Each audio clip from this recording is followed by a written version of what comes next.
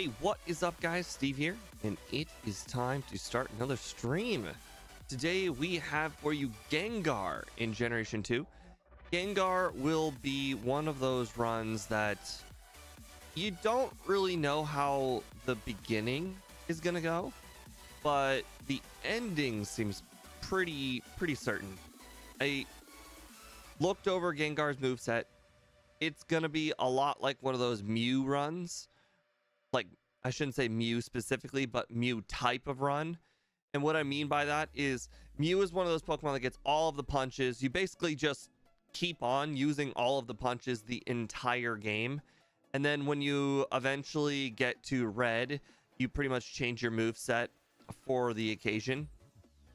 Now, since I kind of made this stream last second, I didn't do a poll, I didn't do anything, and this isn't even my regular time. Normally I do a little bit of research before the stream, but usually Wednesday is my unavailable day, but that usually happens at 7 p.m. So we're going to be having two runs that are very quick. I picked Gengar because I thought it would be quick. I didn't realize its starting moveset was quite bad, but I think it will be fine once we eventually get to Goldenrod City, where we can obtain all three of the punches. 130 special attack, 110 speed should get us through most of the game pretty easily. 60 HP is not the best, but it's not the worst. 60 defense, again, not the best, not the worst. Same thing with the special defense. So I'm not terribly worried about dying to any individual Pokemon. There aren't a lot of dark really, there aren't a lot of Pokemon that use the moves that Gengar are weak to. I mean, dark moves, there really aren't any Pokemon that use dark moves altogether. Psychic, really, that's mostly just like the rival, and Blue's Alakazam and Espeon on Red's team. Ghost is basically just Morty and possibly Karen, but I think I'll be faster than Karen's Gengar, so I don't think Karen will get a chance to hit me. And ground, I think that's just Bruno. So really there aren't a lot of problematic places for Gengar, which should mean that the run should go pretty smoothly. Again, what I mentioned was the beginning is going to be kind of hard. My egg move will help a little bit. I noticed there is literally nothing I can do to beat Falconer, but since I have Psywave as my egg move, I should be able to defeat Falconer. Problem is, I don't know how easy Falconer is gonna be to defeat. One thing I know about Falconer is he doesn't typically use Mud Slap unless Mud Slap is super effective. And since Mud Slap is super effective, he will spam nothing but Mud Slap for both Pokemon. So 15 PP of Psywave, when we already know Psywave is a very inaccurate move and only has 15 PP, means that there's a good chance that Falconer might actually be a lot more difficult than I'm anticipating. But I think if I can hit a Hypnosis at the very beginning, he shouldn't be too difficult. Basically, my plan is to go Hypnosis, Psywave, and hopefully knock out both of them before I can get hit by too many sand attacks. Or Mud Slaps, not sand attacks. And then the random trainers that have normal types are going to be kind of scary. I can't really think of all of them off the top of my head, but I think there are a few of them in that very first or very second cave, the Slowpoke well.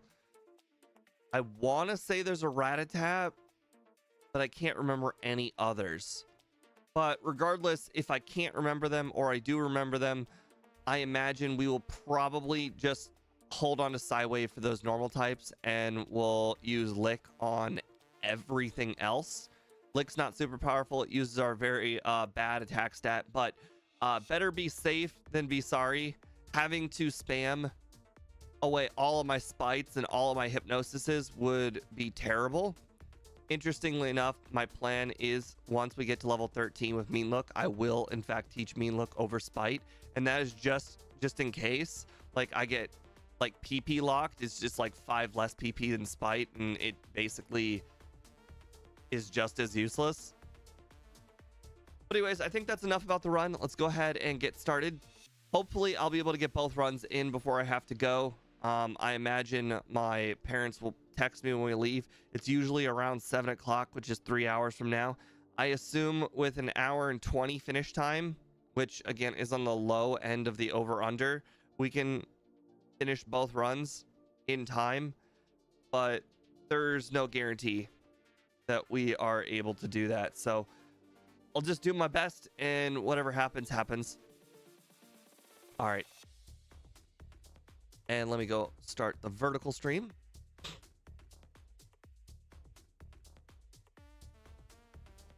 All right. Hello, everybody on the vertical stream. We are going to be playing Gengar solo.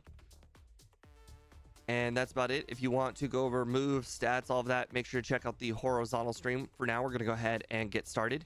We do not start our timer until after we've given ourselves the egg move of the run, which for this run will be Psywave. Unfortunately, we have been graced with instant speed for the last several runs, where fast is just going to feel like it's dirt slow. It feels so slow, but no, this is the way it's supposed to be. Okay, well, I already screwed up. I made it 6 p.m. instead of 6 a.m. That was a mistake. Ignore that. Luckily, I made it at the very beginning of the run. For some reason, I keep clicking down. Okay, so we're gonna spam A. I think that's what we're supposed to do. The beginning, it's been a little while since I've gone through at the beginning. Usually the text is so much faster. I think I'm supposed to just spam A through this because it automatically goes to Sunday. I don't know if I'm going to use return. I don't think I am going to use return. Yep, it's already dark, so I must have went 6 p.m. instead of 6 a.m. or 6 a.m. instead of 6 p.m.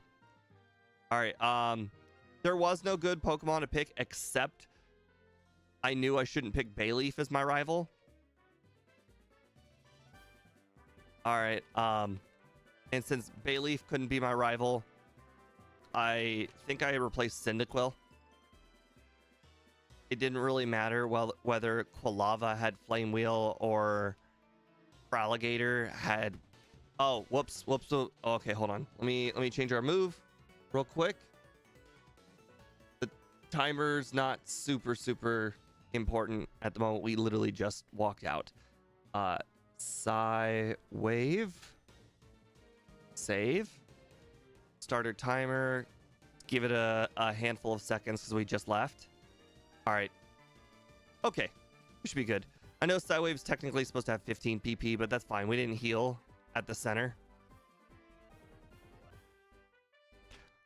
I will probably defeat all the Pokemon with Lick that I possibly can. There aren't really a whole lot of targets that I can defeat. And also level 5 is still pretty low, and our defense still is pretty low. So like, even if everything kind of goes right against Falconer, we probably will have a hard time beating him. And it looks like with all these Hoots, we didn't face any Spinnerax. That would have been nice to get a little bit of Spinnerack damage in.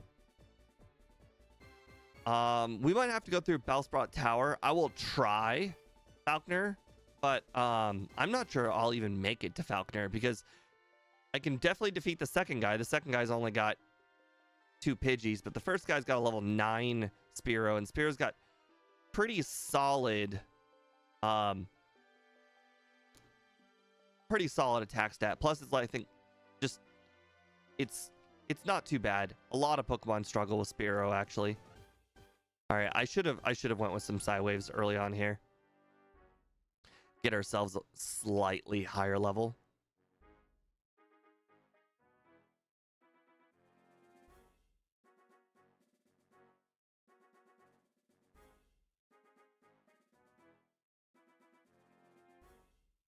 All right.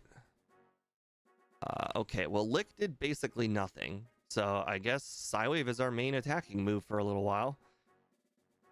Like I said, I will spam Psywave when I run into mandatory normal types. But for the most part, I'm going to want to use Lick on the Pokemon that I can use Lick.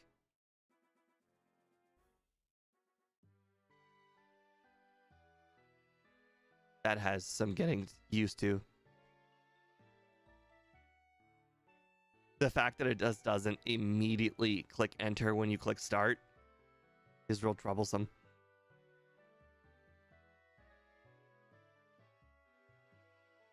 Welcome anybody on the stream though. We are playing Gengar. Unfortunately, we don't have a lot going for us as far as moves are concerned, but we do have the egg move, Psywave. But as you can see, knocking out that Hoot Hoot was already a struggle. So it's not like Psywave is a big help, but in these early levels, it will definitely be a help.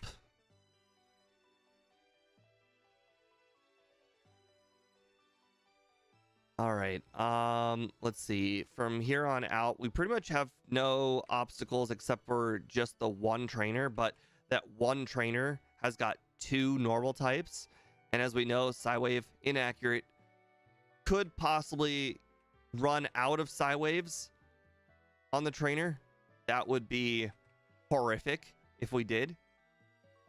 So, you know, fingers crossed we don't run out of Psywaves here.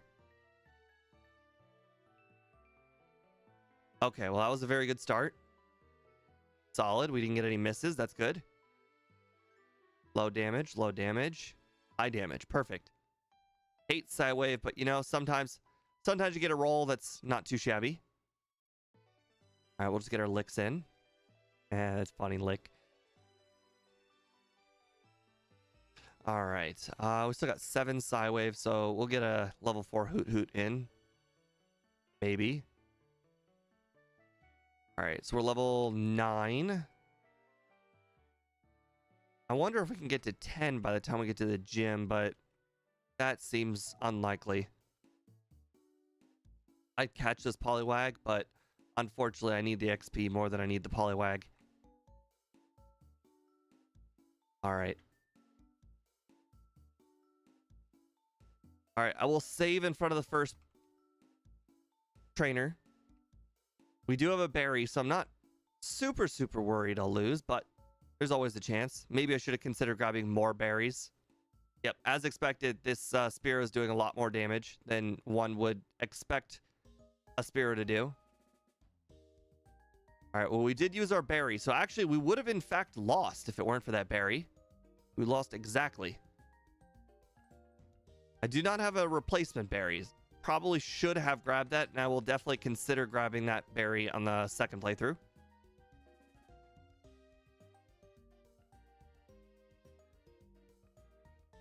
Okay. Well, it's spamming Sand Attack. That's scary. All right, we got 8 Psywaves. My accuracy won't get any lower. Huh, who would have thought? Okay, well, we're just gonna go ahead and reset. I'll give it one more shot, but I don't think we're gonna do very well. Yeah, what a great battle, I know. What a stall. Boy. Accuracy -3. Got 8 Psywaves once again. And, oh boy, we hit it for 1 damage. Oh, nice. Oh boy, we hit it for 2 damage. Maybe 3. All right, well, that's 2 resets. I think we might have to get a slightly higher level. That's unfortunate, but I'm not sure if luck will make much of a difference. I'll get, like, the first 3 trainers in here done. If I can get to level 12, that'd be great. Medium slow level up group means that we'll level up quite quickly. Maybe level 12 will have slightly better ranges. As we know with Psywave, Psywave can do, I think, up to 50% more than your level. So being 2 levels higher means that I could do up to 3 more damage per hit. I think it's 0 to that number. So it's still by no means a guarantee that I can do any better against that blasted Pidgey. I mean, we're pretty much already most of the way in. And the next group's got Bellsprouts that are twice as strong.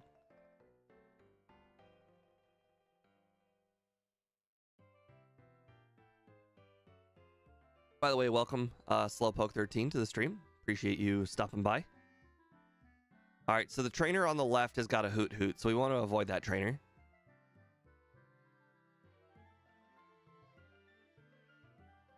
The final guy also has a Hoot Hoot, but we do have 15 Psy Waves for that. But I don't want to use any of the Psy Waves before I have to. Oh, look, a Ghastly. All right, so 3-shot, that looks good. That means we're going to have enough licks to finish him off. And Hoot Hoot is next. All right, I've been identified, so that means I can be hit by tackle. That was shockingly close. All right, by getting that Flash HM, that means we have one more rare candy that we are capable of picking up if we really want to. All right, we are 4 levels higher. Let's see how this Pidgey trainer goes.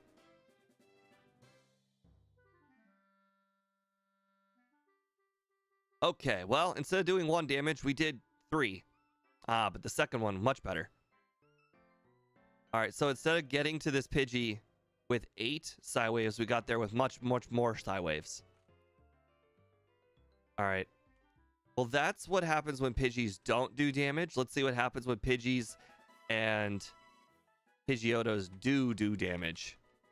I will try and Hypnosis first to kind of mitigate the amount of drops and accuracy I get, which in hindsight, I really should have done that for the first trainer. But seeing as oh crap. That's the difference between Gen 1 and Gen 2 for you. They wake up and they can hit you immediately. I have not missed a Hypnosis, so that's nice. But unfortunately, my 53% accurate Psy Wave has something to say about that. My 40% Hypnosis is missed 5 times in a row. Not fun. It won't even fall asleep for 5 turns, so I mean, that was kind of a waste. And I have 2 Psy Waves, 1 Psy Wave, and miss. Okay. Well, we ran out of Psy Waves, but the battle is definitely possible. Well, not fun to start with a Mud Slap. Oof, even with 1 Mud Slap, it's 53% accurate. That's not fun. All right, get you sleep. All right, come on, please. Please, no, don't do this. All right, for some reason, it's only using Gust, so maybe I should consider only using Psy Wave. All right, for 50% accurate, I am sure not hitting half of the time.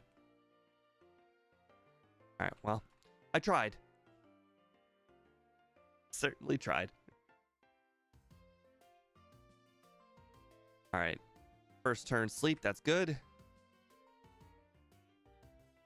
Okay, woke up immediately and hit me. Not okay. Oh, wrong move. Darn it. There we go. That's a good Psy Wave. More. There we go. All right, 4 resets total. 2 of them were on the Pidgey trainer. 2 of them were on Falconer. I'd say that's not too bad. There are still more trainers with normal types left, so we're certainly not out of danger. Egg. There we go. Oops. All right. I would very much like to catch a Bellsprout if I can. I don't know why I talked to that guy. That was a mistake. I don't even think the Miracle Seed sells for very much damage, or sells for very much money. All right, well, those are not Bellsprout, unfortunately. All right, we're gonna skip that Great Ball. Guess we'll skip the Whooper guy. Grab that Great Ball. Use the Repel we just picked up. Skip the X accuracy. Hey, we skipped Geodude guy. That actually would have been quite a pain to defeat. Well, this Geodude has Rock Throw. You know, that was a crit. That hurt. Okay, please. Please, please, please, please, please, please, please! No! No! No! I made it through the cave and everything! Hiker Anthony, why did you do this to me? I missed every single hypnosis.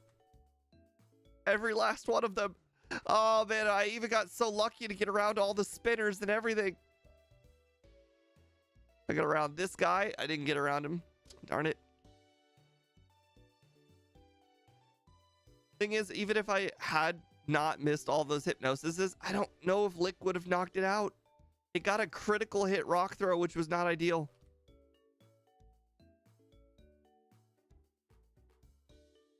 I think if I were to run into this guy, though, I don't think any of his Geodudes have Rock Throw. Darn it, he didn't spin around.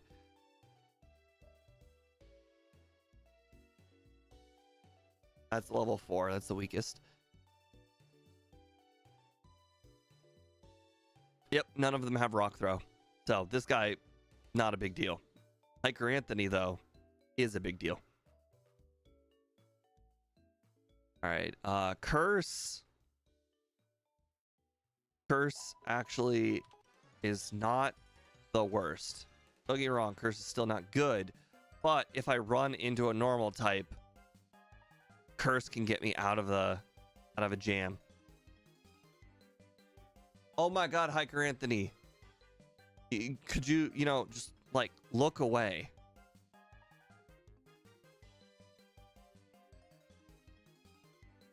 How 80% accurate move misses 3 out of 4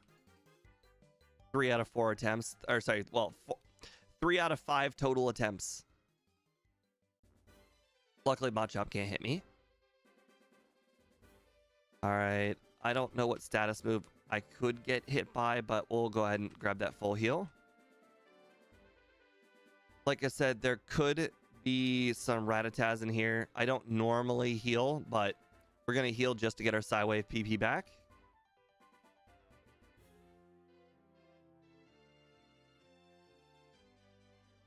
All right, well, there's a Rattata at the very... Oh, double Rattata trainer at the very beginning. If we run into more normal types, I will definitely consider using Curse, but we currently still have 7 Psywaves remaining. All right, Zubat Ekans. We can lick both of those.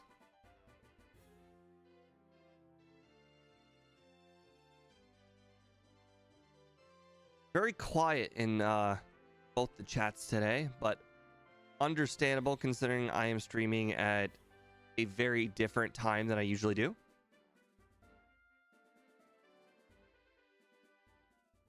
All right. We were hit by lower defense, but Leech Life, not super good against the Gengar.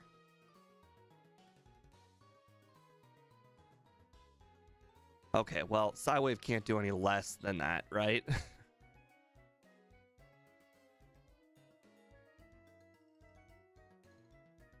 All right, let's get our Lure Ball.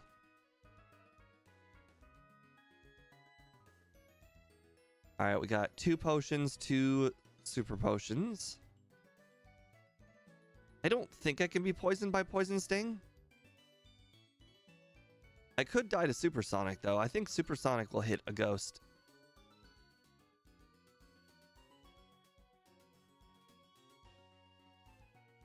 I'm just gonna keep spamming my licks for now.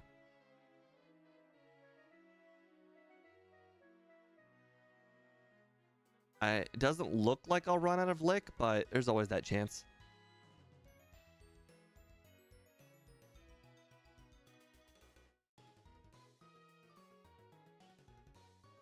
Plus, in theory, the longer you can put off using Psywave, the better, because you would technically be a higher level and therefore capable of dealing more damage. All right, I'm going to save in front of Bugsy. I don't know how this battle's going to go, but even though Fury Cutter does not do very much damage, the idea that I could just miss like all of my Psywaves and then the Fury Cutter just gets stronger and stronger and stronger absolutely terrifies me.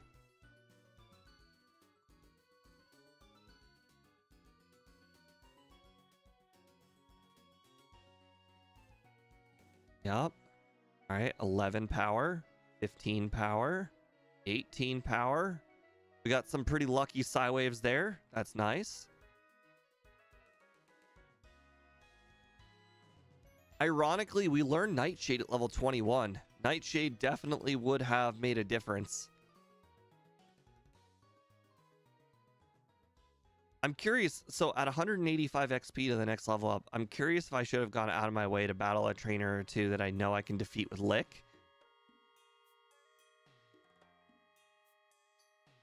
All right, Nightshade over Psywave. Do I do paid fan request solos? I would, yes. It hasn't really happened in a very long time, but I would. And it could be from any generation. Welcome, Big Swole. Been a while since I've seen you.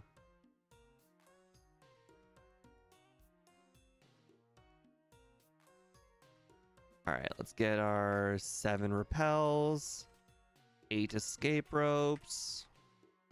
Perfect. We never got the Bellsprout, so just need to walk around until we find an Oddish. Or a Paris is okay. Well, you know, that's my mistake for not using Nightshade.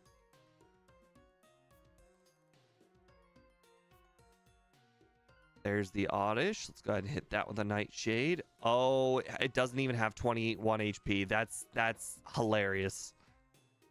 Okay, well, I guess we'll hit it with a Hypnosis the next Oddish. This one's got 19 HP. Okay, well, that did not increase our catch chance by much. Went from 33 to 37. All right, 33 means this one should do. Yeah, there we go. All right, now we can use our repels.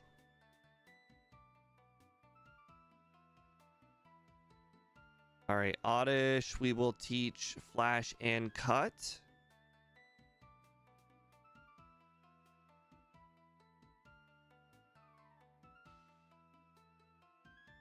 All right. Grab this hidden item. I'm going to take Headbutt until we get Shadow Ball. It's not going to be our primary damaging move for... Actually, now that I think about it, I'm going to be keeping Hypnosis. I don't know why I'm keeping Hypnosis. I just have a feeling I might need it. Oh, we only have 1,600 bucks. I was supposed to go back for the charcoal. Thank you, Slowpoke. I appreciate that. Yeah, we were supposed to go back for the charcoal. That was a mistake. Oops. 5th floor. All right, sell potions, escape, miracle seed, super potions, mud slap, fury cutter. Well, that's not enough to get even 2. That's really unfortunate. Screw it. We'll say sell headbutt. All right, that will get us thunder punch and ice punch. That should do for now. All right, we'll get rid of lick. We'll get rid of curse. We'll have to come back when we get some more money for fire punch. That next run, I need to pick up the charcoal. I need to remember that. If I had the charcoal, I would have an extra $5,000 right now. I wouldn't have needed to sell as much stuff as I did.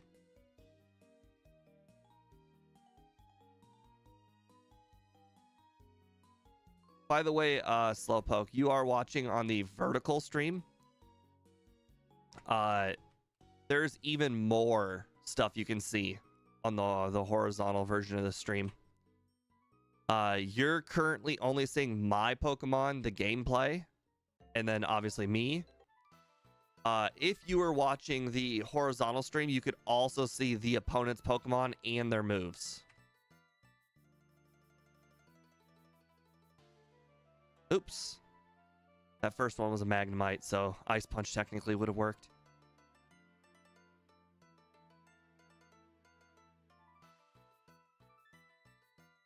The reason why we battle those two trainers is because we have to battle them way, way later in the run. And I might as well just do it now instead of then.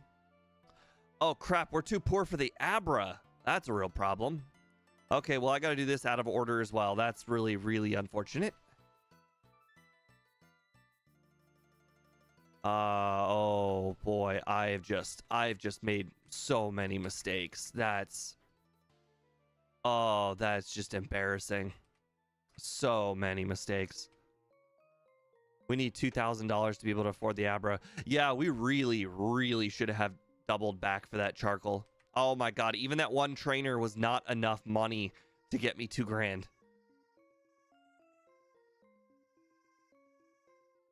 All right, hopefully this trainer will give me over $100. All right, perfect. We're over $2,000 now. All right, let's get... There we go. Got that. Let's get the Abra.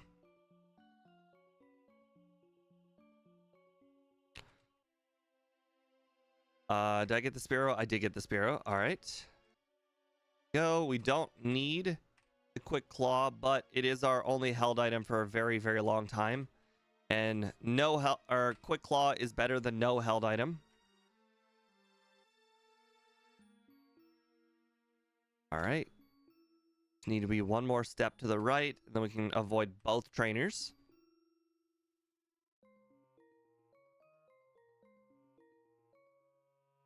Oh, I am...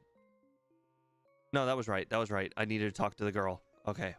That actually scared the crap out of me. I was like, oh, no, I didn't have the squirt bottle. No. I was just supposed to talk to the girl before I defeat... Wow. I'm off my game. The whole not having money thing has really thrown me for a loop. All right, the battle here with Miltank might actually be quite difficult, so I'm gonna go ahead and save just in case. That was not on purpose. That was definitely an accident. Okay, well, I guess we're gonna save again. The second run will be way better. All right, well, we knocked out those Jigglypuffs, but apparently Jigglypuff is nowhere near as strong as Clefairy. All right, so that did more than 24 damage, so the punch is definitely better than Nightshade there. All right. We still don't have enough money for Fire Punch, which is hilarious. I guess we'll have to come back for Fire Punch when we come back for Return later.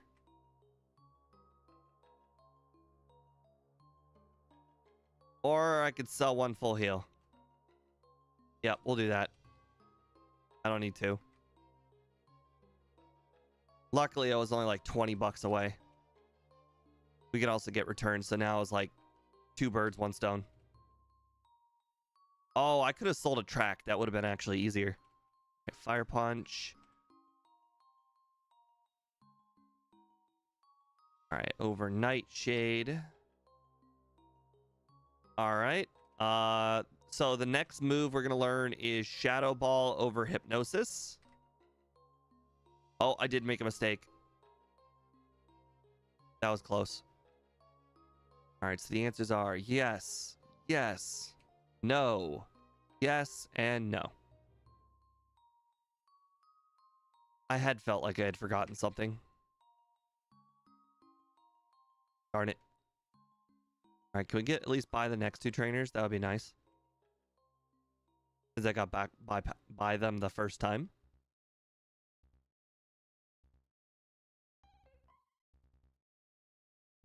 Sweet.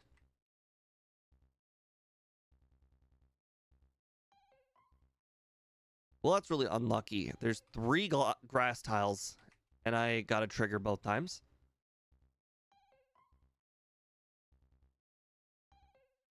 All right. No, drowsy trainer. How dare you? So be it. Hey, we didn't get hit by hypnosis, so I guess that's good. Actually, that would have been terrifying if it did hit me, because it would have hit me with Dream Eater.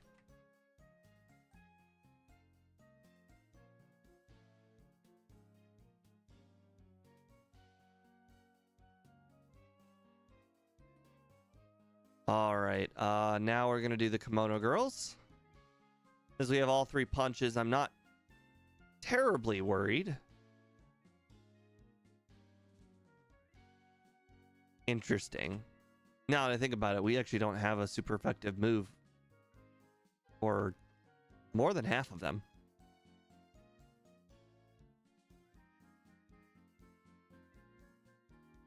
Luckily, our special attack is just so good. And their moves just aren't that great. They do all have one move that is like stab, but that's really about it. In fact, it looks like that Vaporeon was the only one we could hit with a super effective move.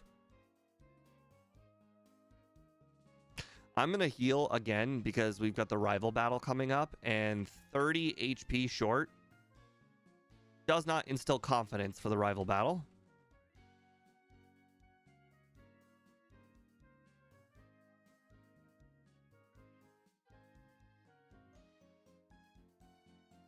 All right. Now that I think about it, though, after I get past the Haunter, it shouldn't be too much of a problem, but there's still no means I can knock out this Haunter in one hit. So I could get hit by Curse here. Interesting. It's been a long time since I saw him swap out the Haunter before, but I guess it must not have had a move that it could reliably use against me. I mean, Lick was fine.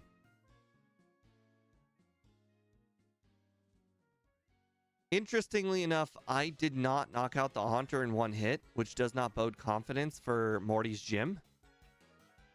There's really not much I can do about Morty's gym at the moment, other than just kind of hope I can do better. Like, hope I can knock them out by the time I get to Morty. And by them, I mean the 2 Haunters on his team.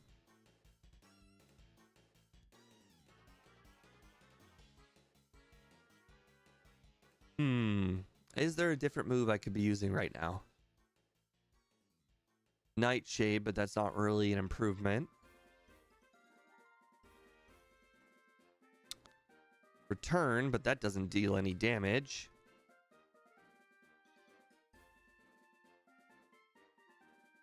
Thief isn't till way later. Ouch. Oh, I could get Hidden Power Dark. That's really out of the way. Realistically, I'd probably just try my luck at Morty rather than go for Hidden Power Dark. I would need probably... I sold my super potions. I would need realistically like 3 resets here for me to consider going for Hidden Power Dark.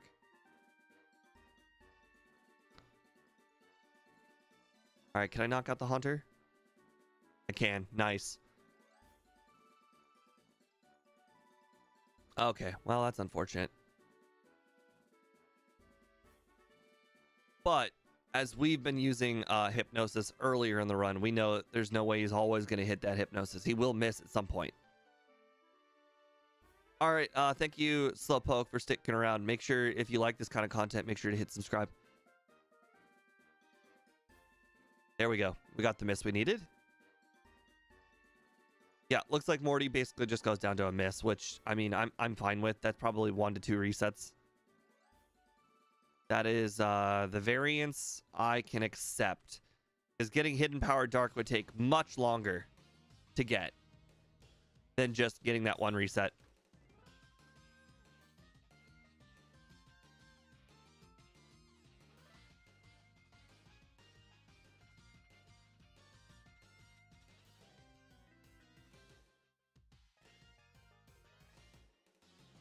Interestingly enough, I don't really have a good move for Chuck's gym. I don't learn a psychic move except for Dream Eater, which is a move that I will not use. Purposely not use. All right. Krabby. No, not 45% Magikarp. We need 55% Krabby. All right. I will try Fire Punch here. Darn it. It was worth a shot. Krabby special is just too low.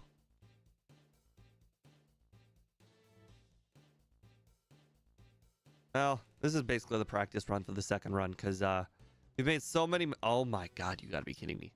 We've made so many mistakes in this first run. I would not feel proud if I had to go with this time.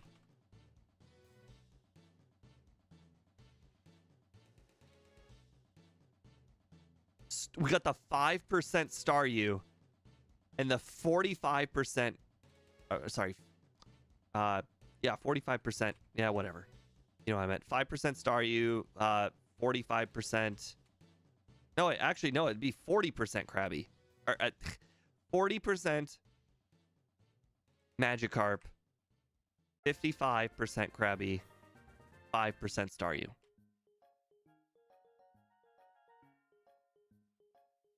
Nope, that math still doesn't make sense either. 40, 45, and 55. That's what it is.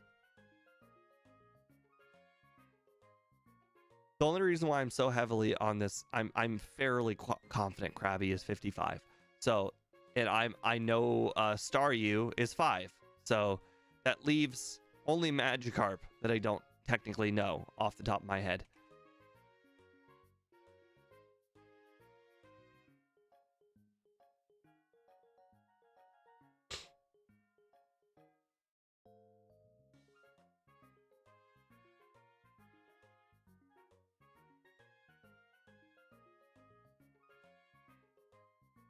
Well, we got by that guy. I wonder if we can do that again.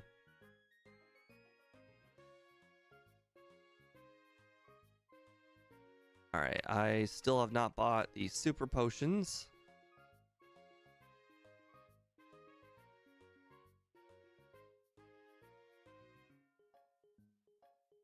I said super potions. I meant super repels. All right, teach surf. Strength.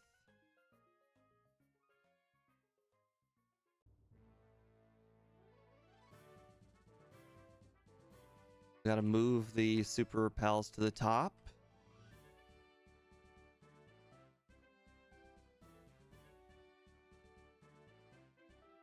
All right, last time I screwed up that water horribly. At least this time I did not screw up the water, did not get any encounters.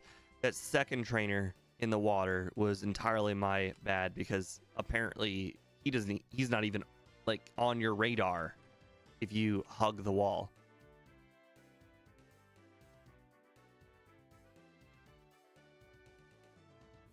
I'd say that was pretty lucky, but unfortunately, literally that Hitmonlee cannot hit me, so I guess it's not really that lucky.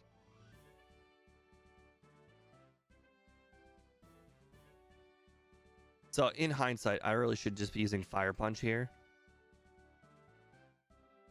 Actually, now that I think about it, since most of them really can't hit me, I guess it doesn't really matter which punch I use. Okay, maybe Fire Punch was the right answer, because technically I could have, if I had gotten a burn, that Rock Slide could have did less. This is another side effect of me not having those super potions, is now I can't heal. So I think I can one-shot Poliwrath, so I'm gonna go ahead and save just in case, but I think we shouldn't have a problem here. I don't believe the Primeape can hit me, and it can't. And Poliwrath can hit me with Surf, and that's it. Yep.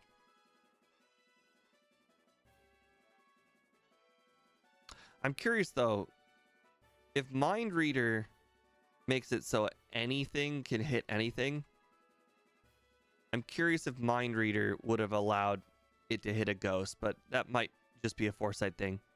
Are IVs in early gens? In Gen 1 and 2, there are no IVs.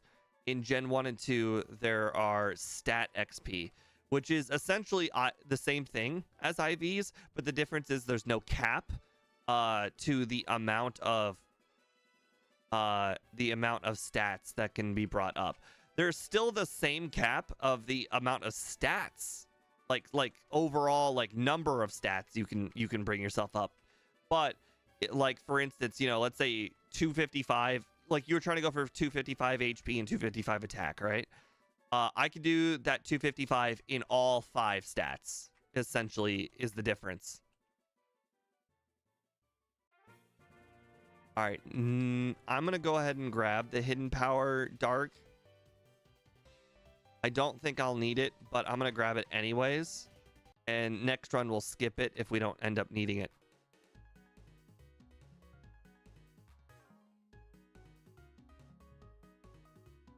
So if anybody doesn't know, if you go in that maze that we were just in, you can fly to Lake of Rage even though you've never been here, because they're in the same location.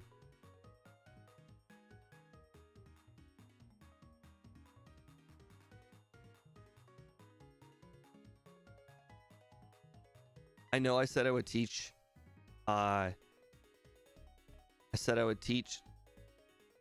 Shadow Ball to be a stab move, but it does use our lower physical attack, and it would get rid of Hypnosis, and Hypnosis, I don't know if I need Hypnosis yet, but I definitely know I don't need Shadow Ball, at least not to Will in the Elite Four. Will in the Elite Four uses all Psychic Pokemon, and you know, I think I would rather one-shot them than two-shot them. Actually, now that I think about it, the next rocket, or not rocket, rival, the next rival might be a good time to teach Shadow Ball. The rival has got, well, I guess this rival doesn't have a Kadabra. It's the rival right before the league that has the Kadabra. And honestly, that Kadabra sucks. It's got Future Sight. I don't actually think it has Psybeam or Psychic. So yeah, Will might be the first place that I actually need Shadow Ball rather than want it. So I guess this very first run, we'll kind of just put feelers out. If we need Hypnosis, we'll use Hypnosis. But if we don't need it, next run, we'll teach Shadow Ball as early as possible. But for now, we don't need Shadow Ball.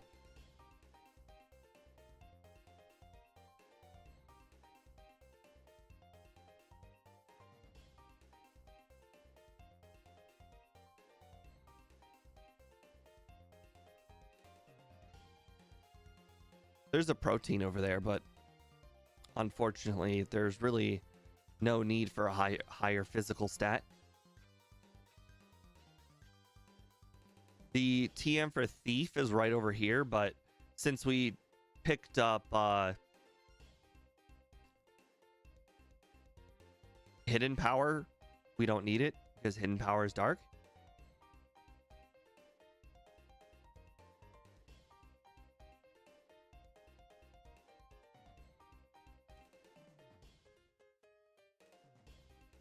I don't think we'll need Hidden Power, but I've grabbed it just in case. I don't really think there's anywhere that I'm particularly scared of that I might need a dark move, but you know, that's for the first run to figure out, and the second run to like fix. This first run I made a lot of mistakes, and we'll definitely fix them on the second run.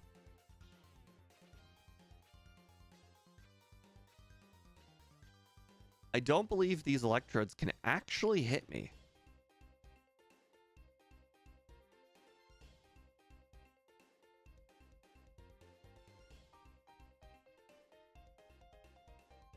They certainly cannot. Actually, I take that back. Oh, actually, So in Gen 1, Sonic Boom can hit ghosts. I don't know if in Gen 2, Sonic Boom can hit ghosts. All right, well, we just got our answer. It can't hit ghosts. So they fixed that.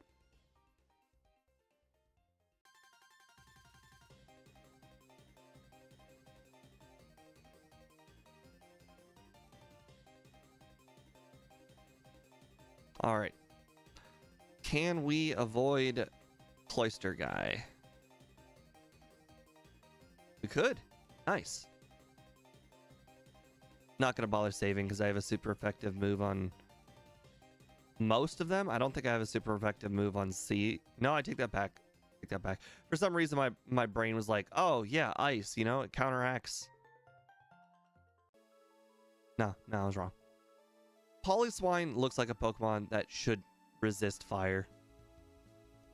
It's crazy that it doesn't.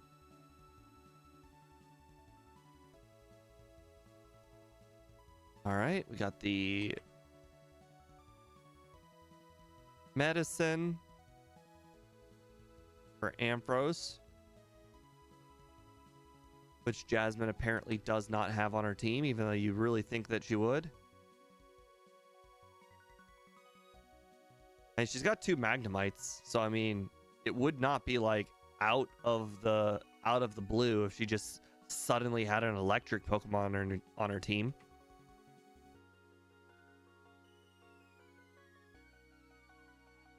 All right, I technically don't think I need to save or heal before Jasmine. I think it'll be a one-shot sweep, but like I said, this is a first run. First runs, I play a lot safer. Usually our second run, we end up cutting a few minutes. So the first run, if you can play a little bit safer, a little bit more risky at times, just to figure out what your limits are, better. Usually I like to do as little training as possible on these first runs, so that way I can kind of figure out where all of the hard parts of the game are. Currently, the only hard part of this game is shockingly Falkner. And there's literally, well, I don't want to say there's nothing I could do. I could, in theory, again, this is theory. I could, in theory, use Struggle. But I don't know if I'm taking Peck, or if I'm taking damage from Mud Slap and I'm taking Peck damage. That seems like a recipe for disaster. Is Game Freak making Gen 10 Pokemon? That's a good question. If I were to guess, I would say that just like how in Legends Arceus they made some regional forms, I would guess that those would be considered new Pokemon. But I would guess that in Legend Arceus they probably won't really have anything new, but they might have more regional forms. That's a guess. I have absolutely no research. I've not watched any videos. I have not talked to anybody about it. No research. I would definitely not take what I said as that would just be a guess.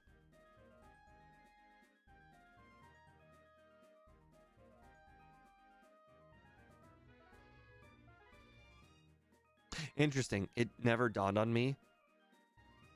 On my second run, I'm going to be selling the charcoal. But in theory, the fire punch could be my strongest move if I kept the charcoal. But then I wouldn't be able to afford fire punch. So, you know, we're not gonna keep the charcoal.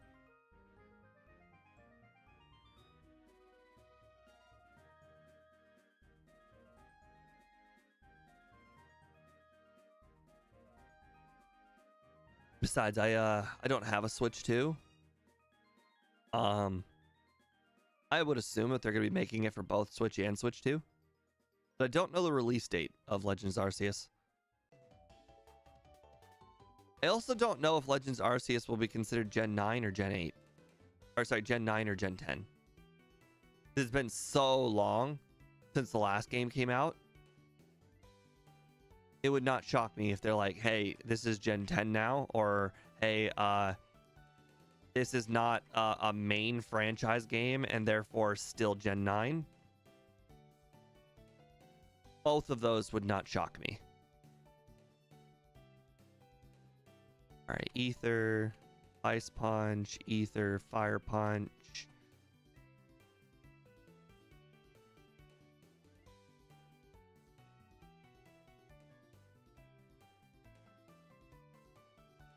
Good, good, good, good.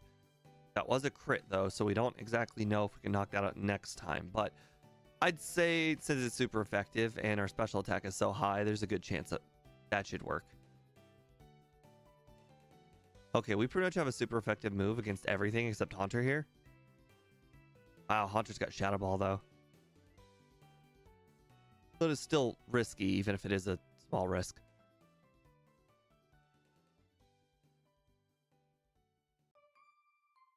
All right. I need to use at least one more Fire Punch, so when I start ethering again, I can ether up Fire Punch. Then again, is Ice Punch? Okay, so I need some Ice Punches for the Vileplume, the Murkrow. Well, I guess we don't necessarily need it for the Murkrow. But the Houndooms. The Houndooms will resist fire. And I could never remember if ice is weak to fire or fire is weak to ice. It's one of those things that I constantly get confused, and like because of Gen 1. Okay, well, that's a fire type. My ice move just went down, so yeah. We'll need to keep some Thunder Punches for the Houndoom and the Houndour. So really, we should be using as many Fire Punches as we can. We don't need Fire Punch for the final two trainers.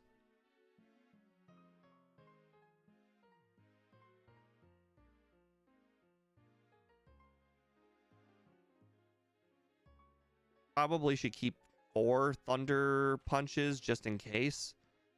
Just in case they're 2 shots. But I imagine, at the very least, Houndour's still 1 shot.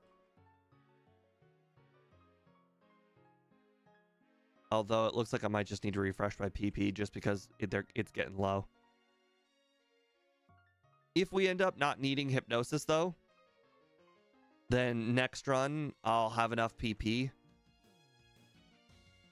to do everything very easily.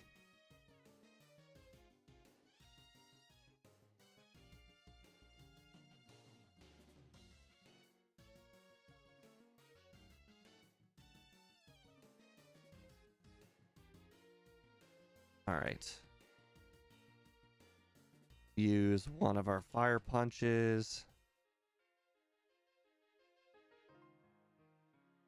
Huh.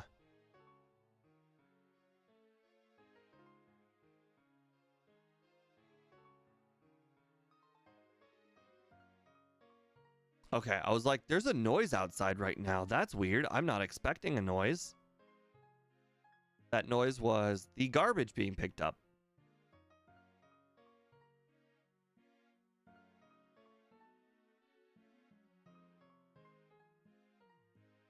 Darn, I was so close to be able to have enough PP for the rest. I'm gonna see if 3 Thunder Punches would have been able to do it. No, let's not do that. Okay, I was right. Okay, I was right to use the ether. I would have run out. All right, well, I guess there's no point in picking up the pink bow because I will not be using a normal type move named Return this run. A very rare thing. Oops.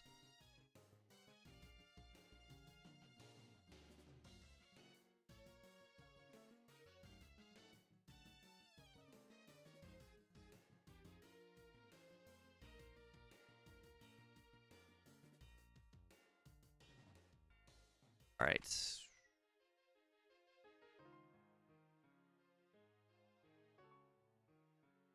All right.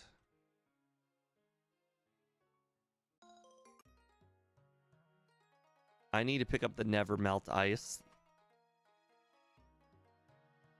Something I don't hit. Oh, I think I'm... No, wait, hold on. The Never Melt Ice is after the boulders.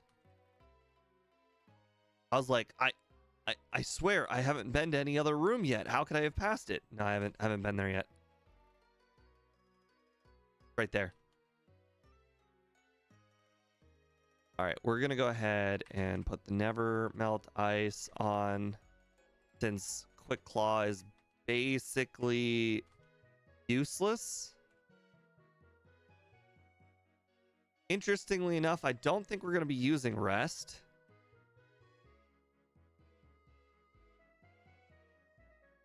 I'm not sure we'll use that PP up either.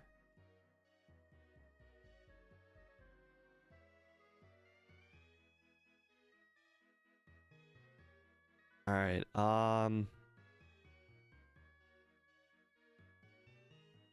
I don't think I have any ethers left, but I don't think there's 15 Pokemon in here either. Well, 15 Pokemon to use Ice Punch on. There are 15 Pokemon total if you include the Horsey Seadras. Actually, now that I think about it, there might still not be 15 Pokemon total.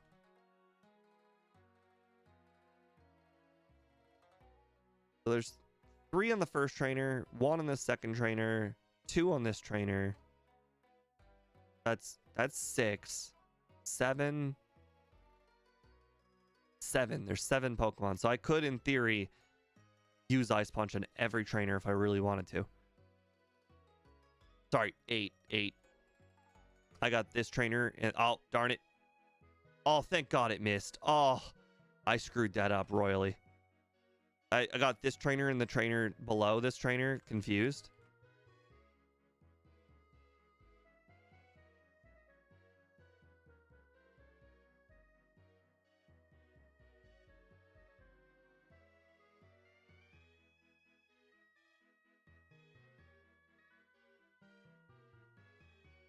All right, how much damage? Yes, it's more than half. That's good. That's very good. I wasn't really going to do anything different, but I figured if I had the Never Melt Ice, there was a very solid chance that I would do more than half to Kingdra. And in fact, I did so much damage, I don't even think I might have needed the Never Melt Ice, but regardless, it literally cannot hurt, so we'll use it.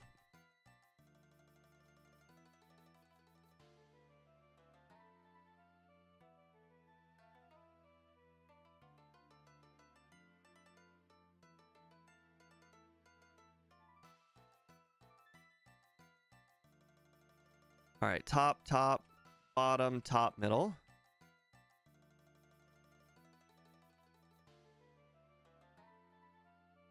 All right, we're going to get handed the fake TM24 real soon. Why do I call it the fake TM24? Because it's not Thunderbolt. It's Dragon Breath. Dragon Breath is not Thunderbolt.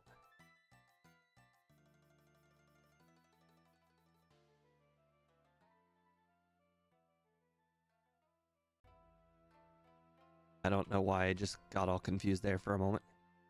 So this is the run where we're going to picking up all of the candies. But we'll be testing red at like all of the level ranges to see how many candies we exactly need. Because we probably don't need all of our candies, but there's a good chance that we might need most of the candies because red is how should I put it? Red doesn't really have any hard Pokemon per se, but I don't have like great moves against red. I've got okay moves against red.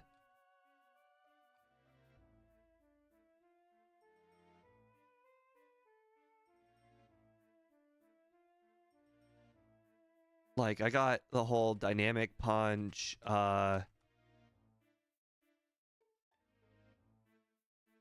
dynamic punch and shadow ball. Those will be for, all right, hold on. The dynamic punch is for Snorlax. Shadow ball is for Espeon. Thunder punch is for Blastoise.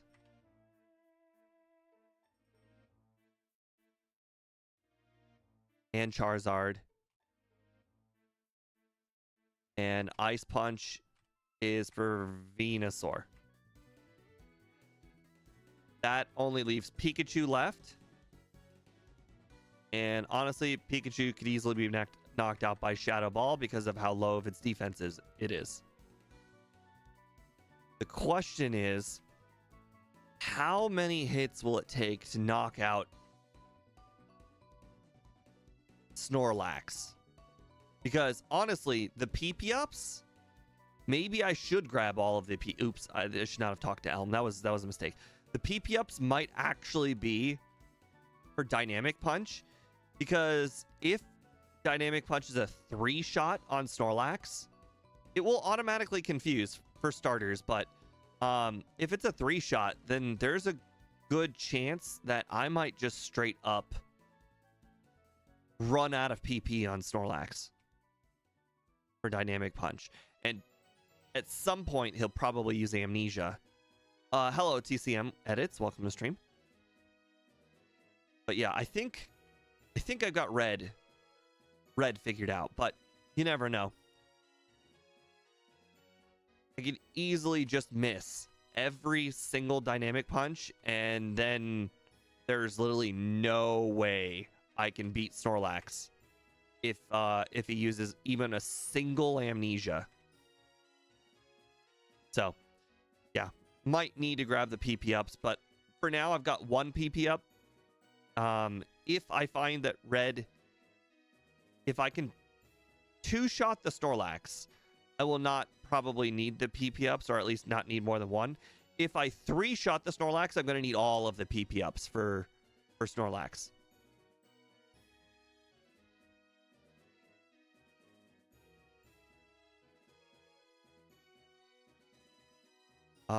As I mentioned, so we never ended up using Hypnosis. So for the second run, we'll teach Shadow Ball immediately. We're gonna do that now.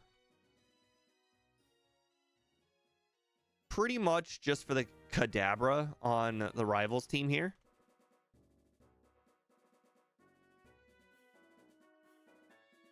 Like I said, I can't remember if it had a move that could really hit me.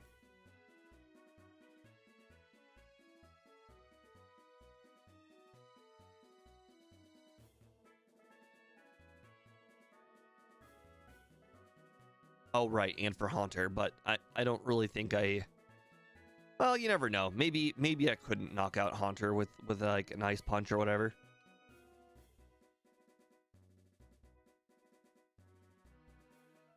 Like I have the for anybody wondering why in the world my overlay says that Ice Punch has a power of 92, that is because when you beat Price, you get a badge boost of 12.5% to Ice type moves, and then I'm also holding the Nevermelt Ice, which gives me another 10% boost to Ice type moves.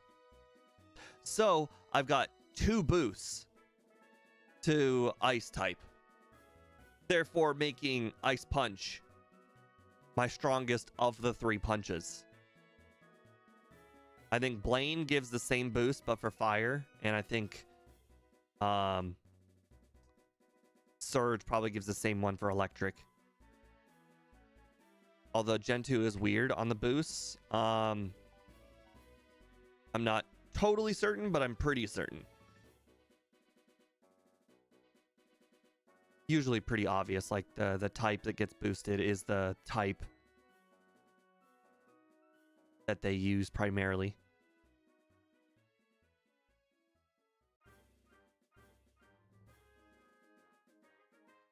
Okay,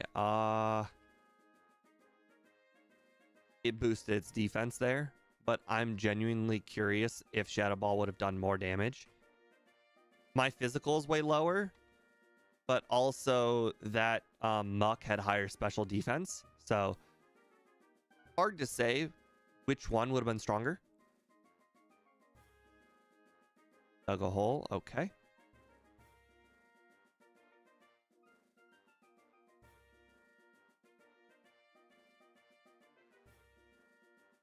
Luckily, Hitmonlee can't hit me at all.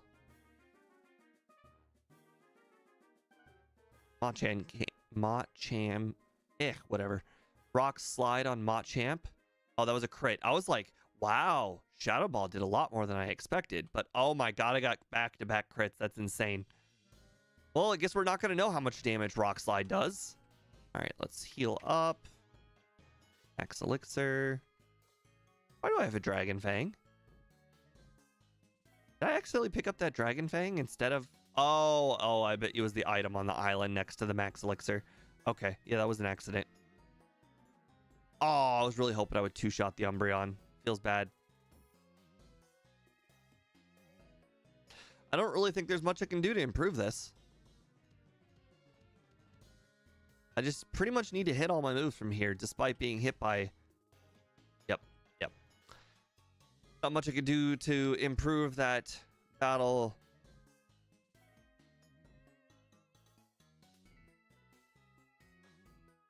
Ouch. Ouch. Being hit with one sand attack is just scary.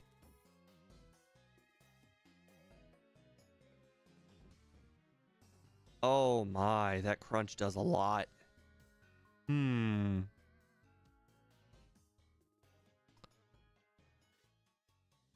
I could use my rare candies. That would make me a significantly lower level for red.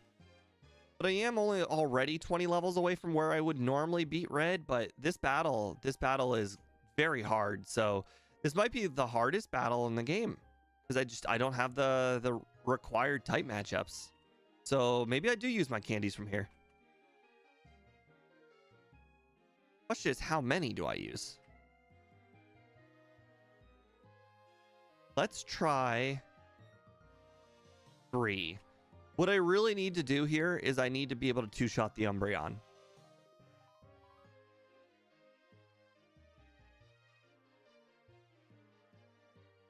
Okay, well, you know, sometimes it's better to be lucky than good. Interesting. That actually benefited me because now I don't have a sand attack on me.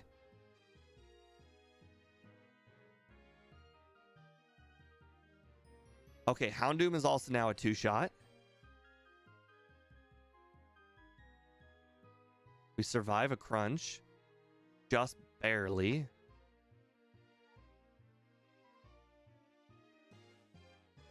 I may actually use all of my candies, but we'll find out if the candies are necessary when we get to red. If the candies don't seem necessary, we'll use all of them at Karen there.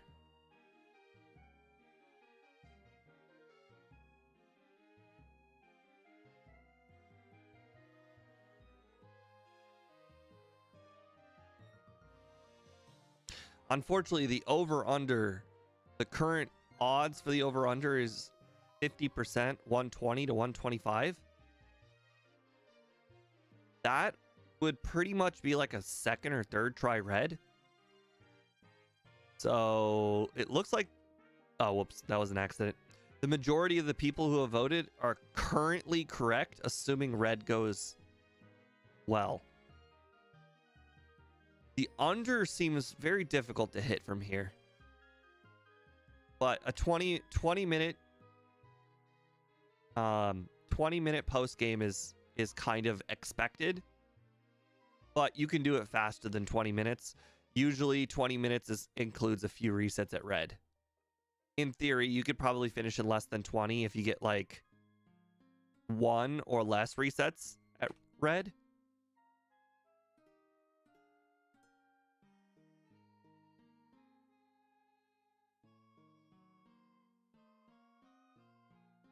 Plus, I guess we will probably one-shot just about everything here in Kanto, so that probably benefits us time-wise.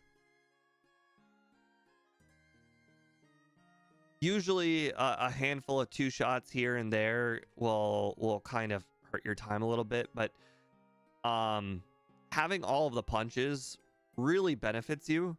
The only gym it doesn't look like I'll probably one-shot everything is probably Surge, I would guess. And quite frankly, I can put off Surge for quite some time, so I might just straight up one-shot just because of how over-leveled I'll be.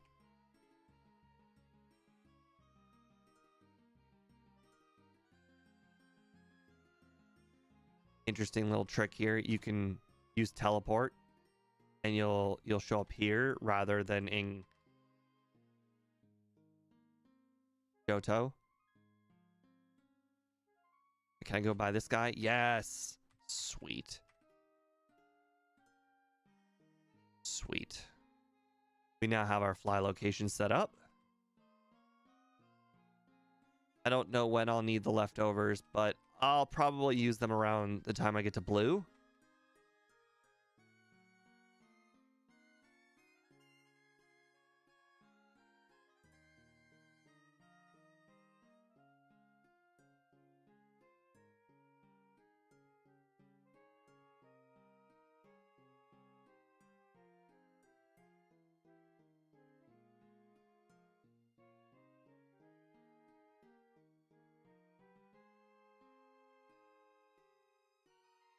Sorry, something came up on my phone.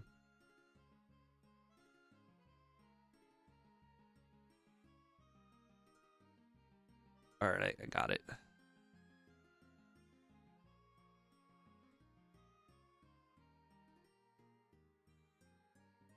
Okay. Do I need any more ice punches before I heal? I do for Skip Plume Jumpluff Girl, but that's only 2. So I'll have enough.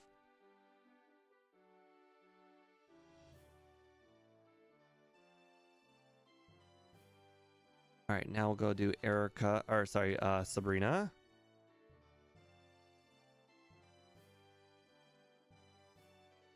All right, up, down, down, left. Nice. No battles. I like it.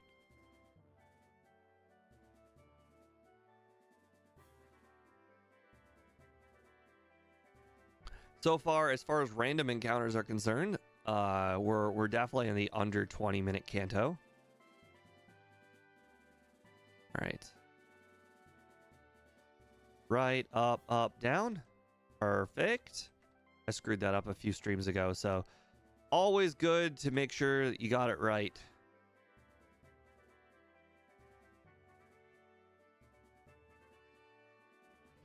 I forgot about this Sand Slash.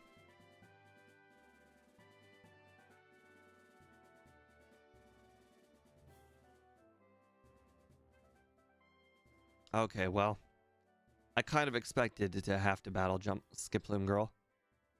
Okay, well, I guess she should forever be known as Jumpluff Girl. It was bad memory, but now it's just a meme at this point. Need to call her Jumpluff Girl because that's her name.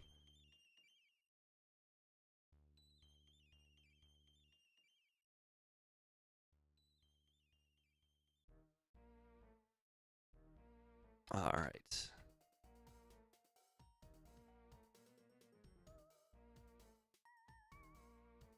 Interesting. I just heard something fall.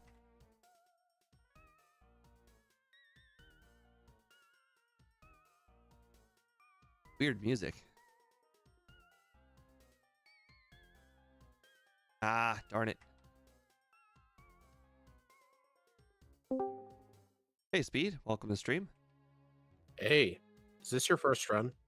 Yes, it is. It's a very, very bad run. I screwed over the beginning very horribly, and I lost to 2 Pidgey Trainer twice, and I lost to Falconer twice. And I lost to Karen 3 times. Did you have to struggle to get past youngster Joey? No. No, I have Psywave. Oof. Yeah, not fun. But on the bright side, at least I have something and I don't have to use struggle. Oh, Steve, guess what? I finished my stream with Zealous Pawn. We ended up racing with Golduck and Magnemite. Yeah, the Magnemite one was really rough. I beat him both times. Really? Yeah, the Golduck, I beat him. Like, by the time I beat the champion, he was stuck on Lorelei. He was stuck there for so long because he didn't have Body Slam anymore.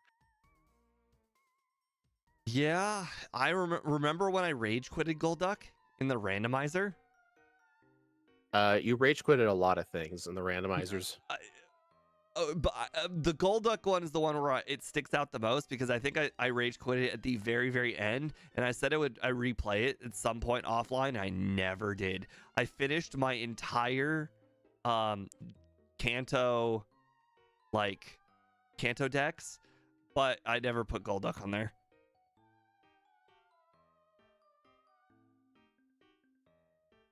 Oh, and with Magnemite, we only had me and my chat only had 10 minutes to plan because Zealous Pawn and we mute each other during our planning phase, so we can't steal ideas from each other.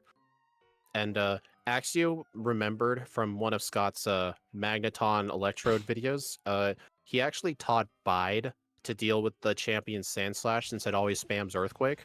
And if you combine it with Reflect, if you can get a 2-turn Bide, you will one-shot the Sandslash. So I had to purposely keep Bide until the end of the game.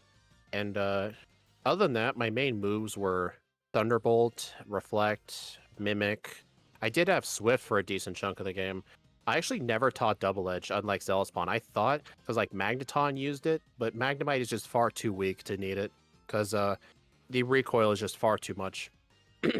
Agreed. I think when you end up planning out the run, like Zealous Pawn usually does, obviously Double Edge is going to be the significantly better choice. But without planning, yeah, I agree with what you did. Yeah, and I fought a lot of the trainers. I remembered where most of the good trainers were. Like in Sylph, Cycling Road, I fought all the swimmers. I did all of Blaine's trainers. I only did a couple of Giovanni's because my goal was to be level 70 by the time I got to Giovanni after the candies. Because Giovanni is very bad in yellow version because his whole Pokemon, all of his Pokemon have Earthquake. And then I made sure to I even did multiple vitamin trips, picked some up off the ground. I even used HP up. Like every vitamin counts for that thing. Nice. And then I arrived in the league. Lorelei, very easy. The Hiker, I just had to mimic Dig for the Onyx. Agatha, yeah, she actually took me 2 tries because I got put to sleep by the second Gengar and Dream Eater to death. And then Lance was a first try, especially since in yellow you can mimic Ice Beam. And then guess what? On the champion, I was able to, on the champion Sandslash, right? I had to use Reflect turn 1.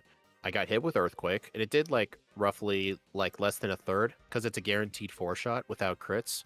And then I went and used Bide. I got hit with 1 Earthquake, 2 Earthquakes, and then I hit it and it actually died. But then I had red health for the Alakazam, and then I realized the Alakazam was going to outspeed me, so I needed the 50% chance for it to not attack me because it could use either Recover or Kinesis and not even attack me. And I fortunately got the 50-50 first try, so I was able to use Rest.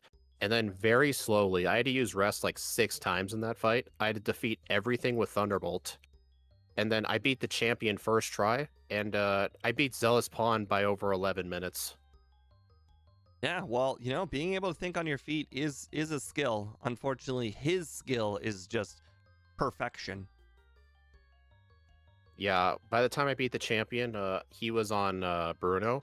I looked at his moveset. Do you know what his moveset was on Bruno? He really screwed up his moveset bad. You know, like how you Did, have did he have a mimic bias at towards least? return? He did, yeah. Okay, well You at know how least you have a huge bias with like return for most runs, whether you need it or not? yeah. Uh, his moveset on Bruno was, let's see, it was reflect, rest, or not was it? Oh, it was rest, mimic, toxic, and thunder. Ooh, thunder. That was interesting. It it really screwed him because he had only 10 PP for the champion fight, and I did say how slow the champion fight was. I had Yeah. 21 thunders and used like 16 of them. He had to use toxic on the champion for the sand slash. He had to use toxic for the executor. He had to use toxic for the Ninetales, and the whole fight was so slow. And I asked him why he taught Thunder. He said it was because he overrode Thunderbolt before Giovanni. And I'm like, why would you override Thunderbolt? And you know what move he had on his learn set that really restricted him?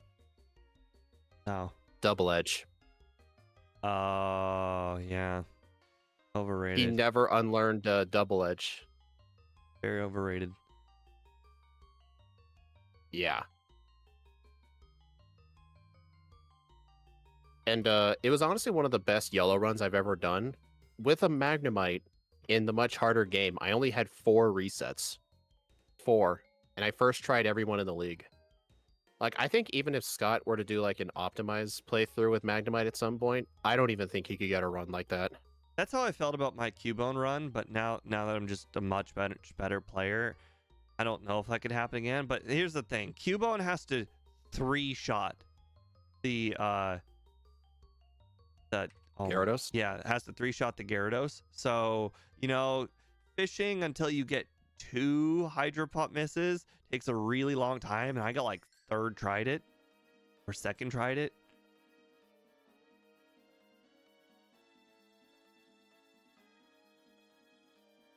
Okay, well, it's really funny.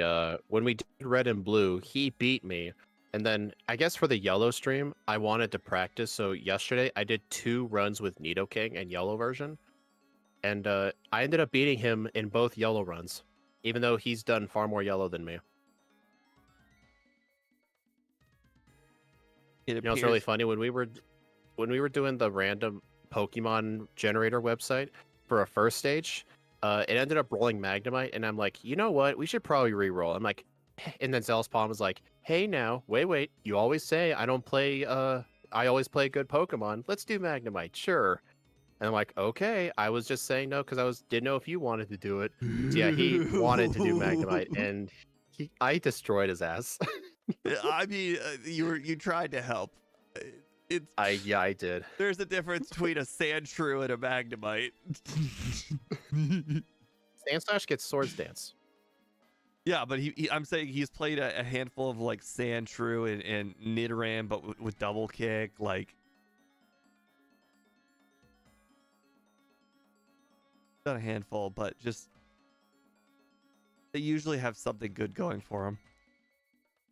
Yeah, but yeah, I think even if someone were to do like fully optimized Magnemite, I don't think you're going to get a better run than that.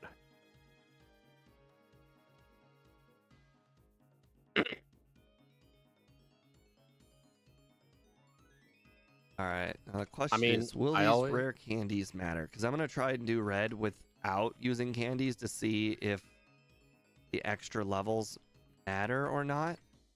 But I have a plan for red. I did not do any research whatsoever for this run. So it could be wrong and someone else might have come up with a better plan. But I plan on getting rid of Fire Punch for Dynamic Punch. And that's pretty much it. Yeah, dynamicness. I'm also gonna PP up dynamic. My thing. Something about my overlay's not. Okay, what is? Okay. The repel counter's not working right. Okay, it's working now. You guys saw it. It was not working. It's working now. Okay. Well, we got 3 minutes to get the middle instead of the under. All right, dynamic punch. Over fire punch. All right, let's try this. All right, so for starters, knock you out. Oh, that's shocking. Have you seen how bad Gengar's attack is? Yeah, but I mean, stab Shadow Ball. And have you seen how Honestly, weak Pikachu's defense is? I mean, Pikachu's special defense isn't good either. Use hit yourself. Okay, that did less than half. That was my fear. So I do need to be a higher level, and I need a PP up. All right, let's try 68.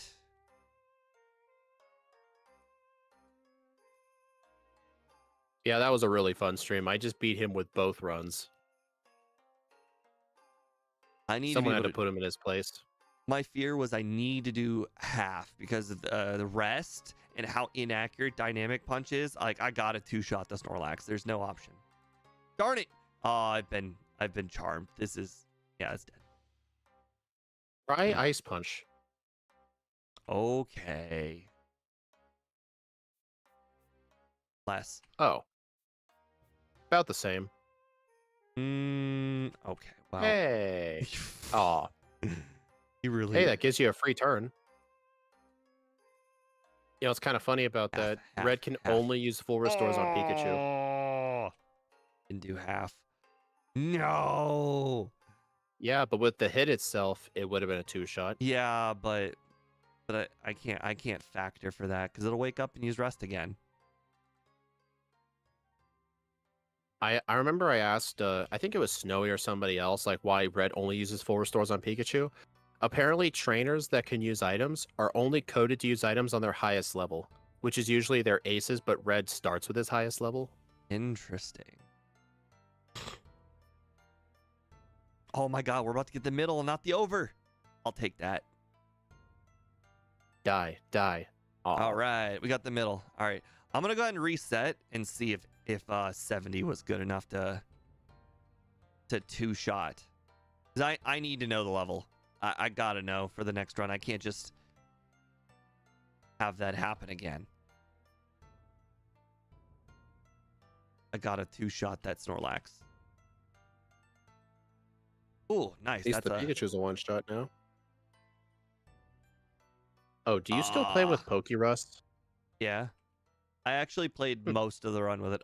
Actually, I played the whole run with it off because I forgot to turn it on. So you never had Pokerust? I had see, here's the thing.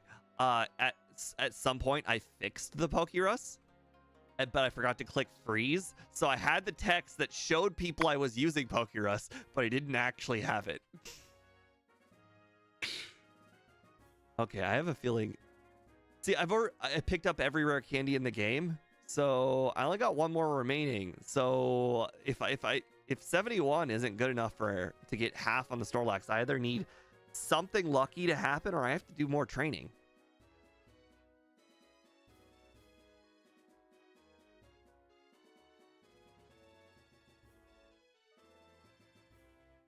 Like hitting himself would be the one lucky thing, but I also I could just miss all of them. Okay. Well, I think we figured it out. I have a feeling 73 is it. I don't know where I should get my extra training in to get to 73. What training did you do? Okay, here's the thing. I did use 3 candies at Karen.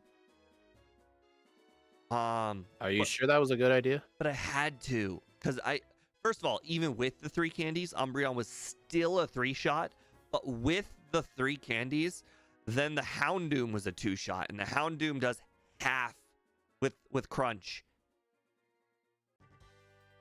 So it's like I don't know what I could really do. I guess I could just do the trainers before the league, and maybe instead of using 3 candies, I can use 2 candies. Yeah. Well, you can also do some gym trainers in Kanto, like Erica's or Sabrina's. Well, I've already done Erica's. There's also Misty's trainers. That is And true. Surge's trainers. There's more gym I don't trainers you have a can good do. move against Surge's trainers. Shadow Ball. Yeah, I guess they all have Electrode. What's Electrode gonna do? Yeah, there's a guy in there with 4 Electrode. I used to fight him in all my runs because of the XP until I started fighting the boss KO Gentleman. Yeah. All right, I'm gonna hit the restroom. Hopefully my parents don't call it exactly 7. I think they usually call a little bit later anyway. So even if this run were to go an hour and a half, I think we'd be fine. But it looks like we might finish exactly 7. So 4 o'clock is not a terrible start time, but it means that we can't play any bad runs, which might not be great. It also means I don't get any chance to research. So maybe Wednesdays is not a good day. Let me hit the restroom. I'll be right back. Gotta go.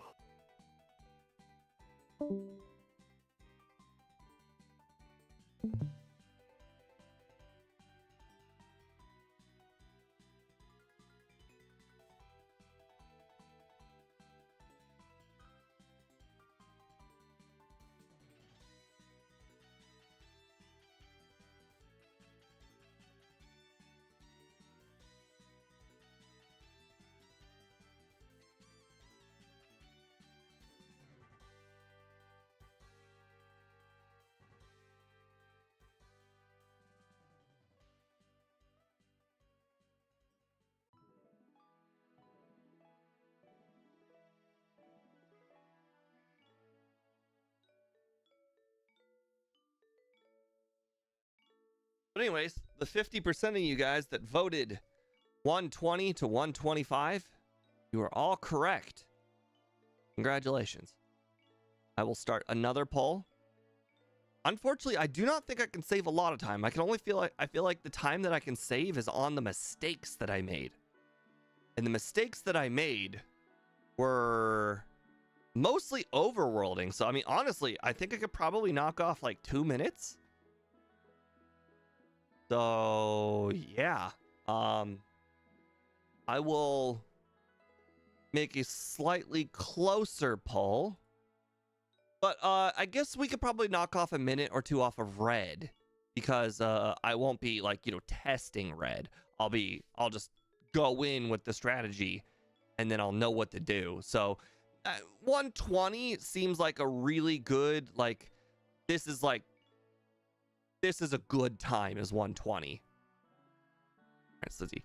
How fast will I beat red? Over 121, under 121. Sorry, people on vertical. This is something I usually do on horizontal chat only. All right. Reset the data. There we go. Oh, now that I think about it, while I'm here, let me fix the vertical just a tiny bit. Okay, well, it doesn't look like there's really much I can do to fix the vertical, but let me do this.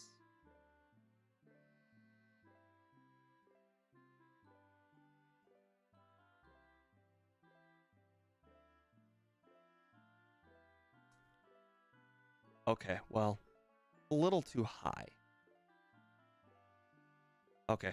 For the people on horizontal, you didn't really see anything happen because we just went from being centered to being centered. But the people on vertical got to now see both Gyarados are kind of like center stage now. Kind of. To be fair, the red Gyarados, most of it's underwater anyway, so you can't really see most of it. But we got the head of both Gyarados in here, so we fixed that up a little bit. All right. Oh, also, now this run, we're going to have Shadow Ball the whole run. So that might make some of the battling a little bit faster. I don't know for certain, but there's always a good chance that the battling could just be faster, because now instead of 2 shots with, like, I don't know, Fire Punch or Thunder Punch, there'll be 1 shots. And we won't almost run out of ethers in the rocket portion of the game, because we'll have the extra PP of Shadow Ball instead of Hypnosis, which was doing nothing. All right, let's go ahead and get started. For anybody just tuning in or like tuned in halfway through the run, we don't start our timer until after we have nicknamed our Pokemon and also given ourselves the egg move.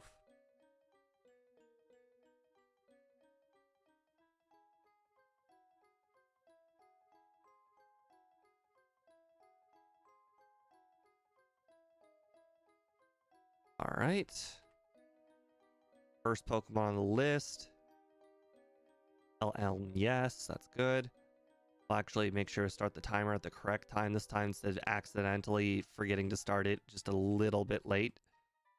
All right, so we'll go with the nickname Devil, which is what we did for the last stream on the Kaizo.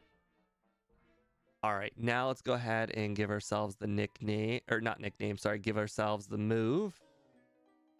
That move being Psy Wave, save. Psy Wave's down our moveset. Let's go ahead and heal. Now we get our PP. And as soon as we talk to this guy, start our timer. All right. So, as we learned, we want to battle like the Bellsprout Tower just for the Bellsprouts XP. Let's put our moves in a way that benefits us. It's also, since we get a free heal at Mr. Pokemon's house, I should really battle some hoots along the way just to get like some extra XP and levels. Same thing with the Rattata. Unless I run out of PP, of course. Yep. That's what you get for an 80% accurate move. Just loads of missing.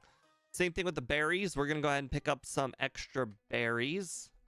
Oh, once again, I forgot to put Pokerus on. So let's go ahead and do that. There we go. Now we'll have extra stat XP going into the final battle. Okay, well. Probably shouldn't have battled as many Pokemon as I did. There's still Spinarak and Poliwag in here, but the odds of finding them seem a lot lower than you'd expect.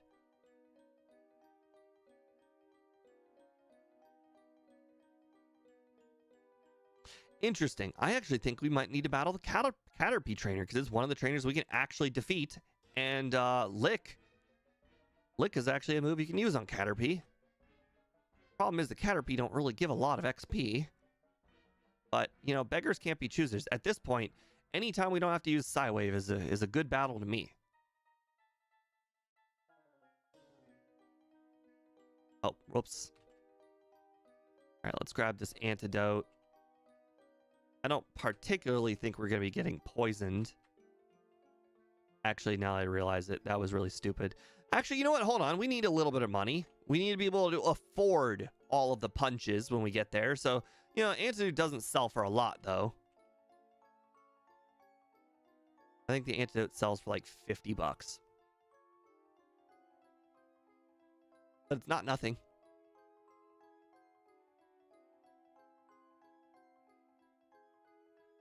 Okay, well, that was an accident, but luckily I didn't get any encounters.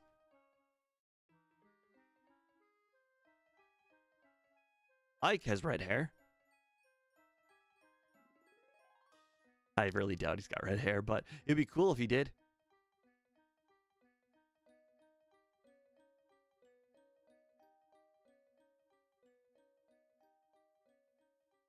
I might actually go with the Hypnosis strat and see if I can beat Falconer using the Hypnosis Psywave strat. If I lose more than twice, I will do the Bellsprout Tower. But I really do think that I can win if I use the Hypnosis strat and I hit Hypnosis. If it doesn't work, though, we'll restart the whole run over again.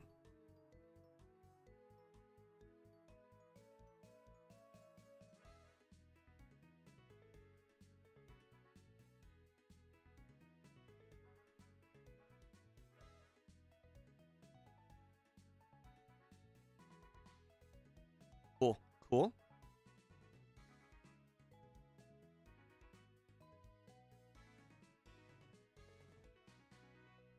As you guys know, having an extra level matters for Psywave. Having an extra level matters also for defensive purposes too. So these trainers should, or these Pokemon should be very easy to defeat. So we'll knock them out real quick to get one extra level.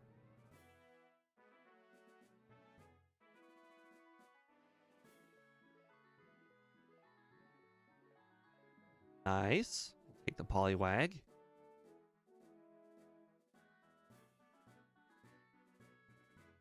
Unfortunately, Poliwag does not learn all of the water moves that Krabby does. Or not all the water moves, sorry. Doesn't learn strength that Krabby does. So still not going to use Poliwag. All right, we got multiple berries now, so we can use a berry on all of them if we really wanted.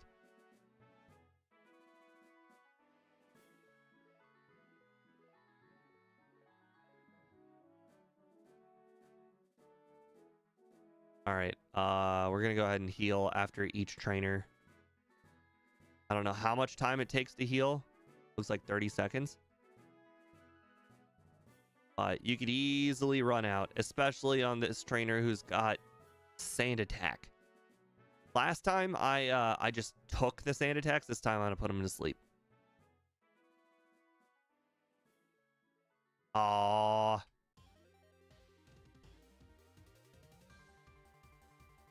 %53% accurate with one Sand Attack. It already starts off so much pain.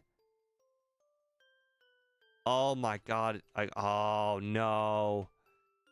I don't know how I hit that 24% accurate hypnosis.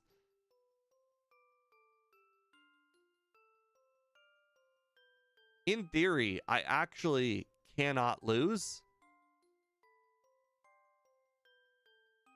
But I would have to go through all of my PP, and that's just going to take much longer time than winning legitimately.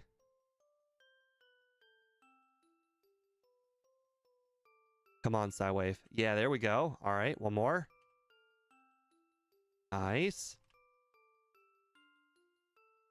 See, we would still be using all of our lick PP right now. We could probably knock off like 4 or 5 minutes if we can get a really kind of lucky-ish Falconer here without any mud slaps or like early mud slaps.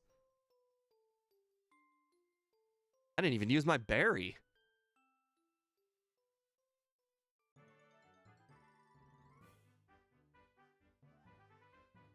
All right, well, that's a lot of misses. Not ideal.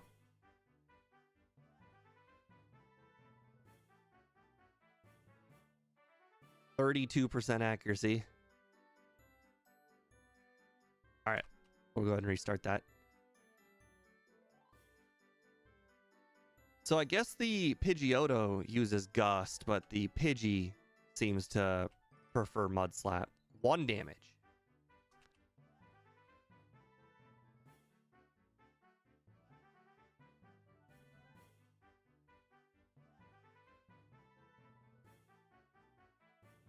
Come on.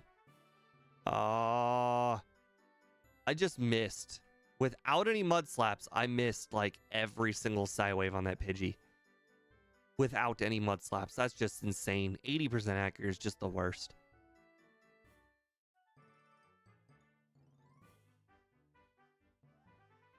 Come on. Stay asleep. Knockout. Knockout. No. Stop it. No. No. So much accuracy drops. No, I'm not going to hit a 24% accurate move. That's just not happening. No, come on.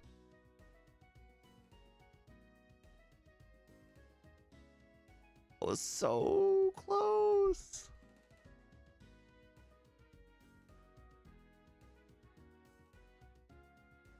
Good. Nice.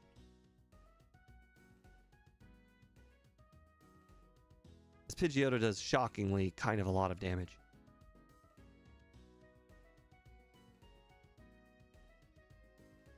Oh, that was a crit. Okay. I didn't even see that do damage. Did that do 0?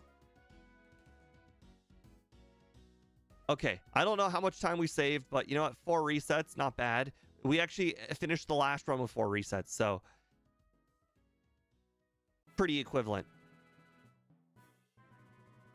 In hindsight, though, last run, I picked up Headbutt when I could have just immediately have gotten all 3 of the punches. So I will only pick up Headbutt if I don't think I can afford all 3 punches.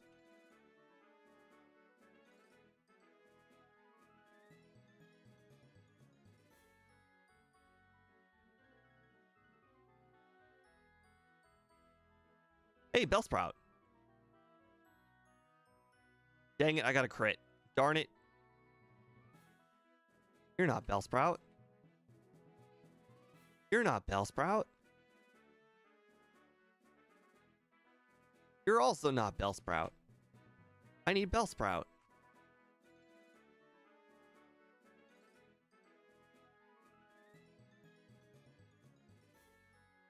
No, I don't have $1 million. Sorry. Maybe next time.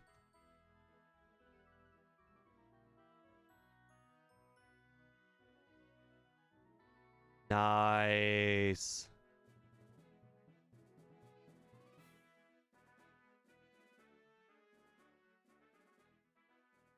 Dang it. All right, now we're just gonna have to get lucky. For some reason, he seems to only spam rock throw, so I'm not taking any risks. He must have good AI. Realizes that cannot hit me.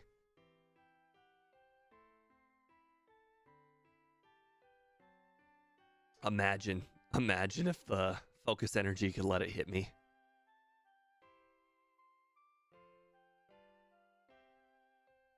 All right, so the very first trainer had 2 Ratatas, so even though I don't need to heal, I'm getting my 2 PP back with Psywave.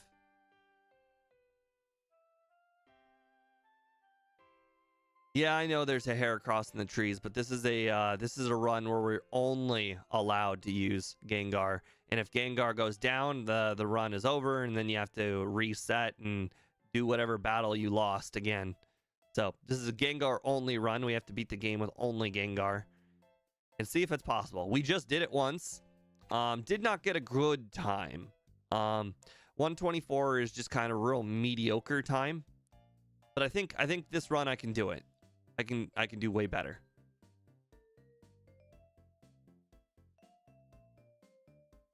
Now, I am a lot lower level this time around, so I'm not sure how that's going to affect the run. Since I didn't do all that Bellsprout training from Bellsprout Tower, I'm now a significantly lower level.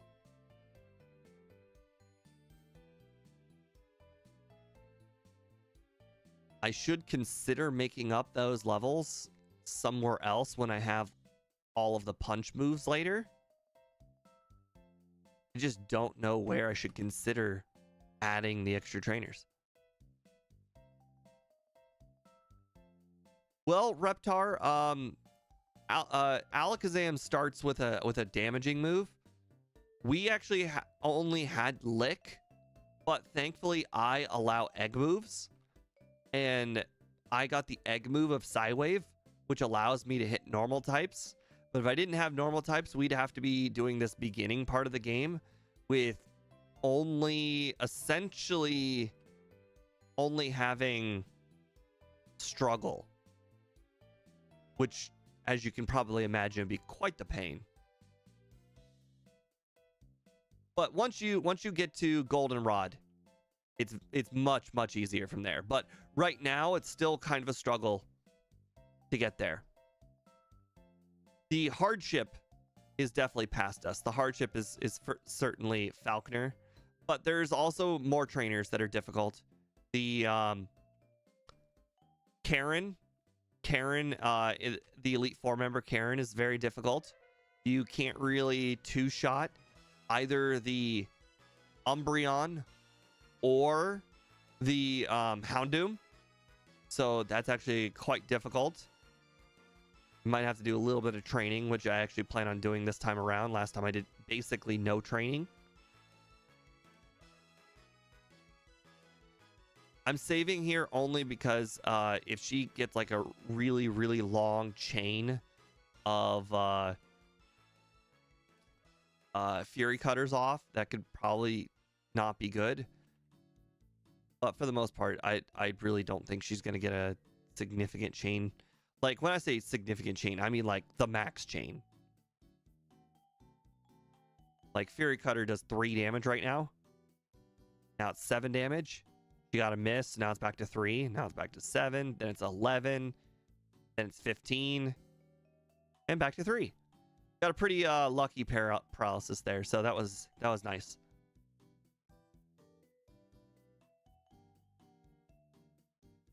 All right, how close are we to Nightshade? Because last time we were 1 level away from Nightshade. Okay, now we're 2 levels away from Nightshade. We got save here.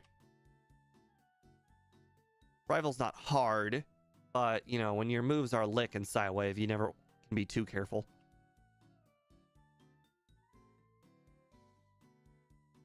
Nice, we got a crit. Hey, no supersonics and no bites. That was pretty good. The bite is what was kind of worrying because bite's super effective against us. Okay, I really should be using Psywave. It does probably a lot more damage than oh god, it got a lick. Okay. It must have got a critical hit water gun because it didn't have bite on its moveset. And I was like, oh, we got hit by bite. I didn't even know it had bite. It didn't have bite. All right. 7 super repels. 8 escape ropes. We do not have the Bellsprout, so we need to catch an Oddish. This Oddish has 24 power, but it doesn't matter because we do not have Nightshade. 24 power. I'm at HP. Perfect. All right, now we can repel.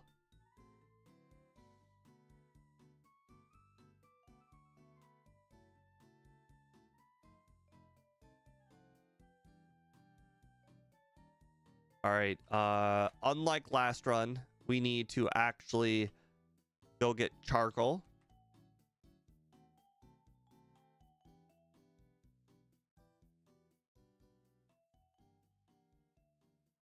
All right, that's gonna give us 5 grand. That only brings us to 8 grand though.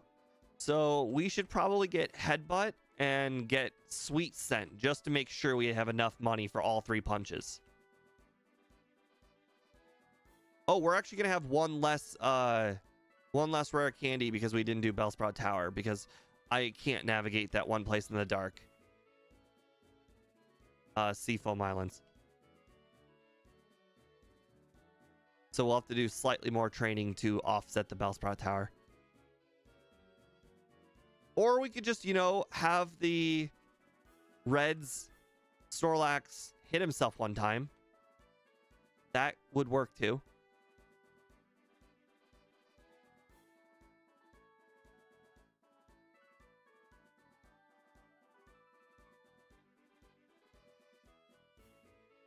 I don't know why he healed there. I didn't need to heal there.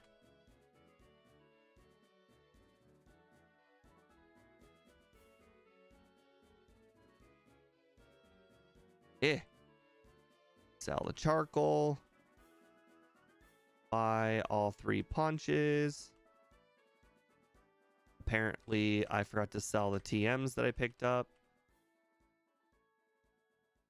There we go. Now we get the 3rd punch.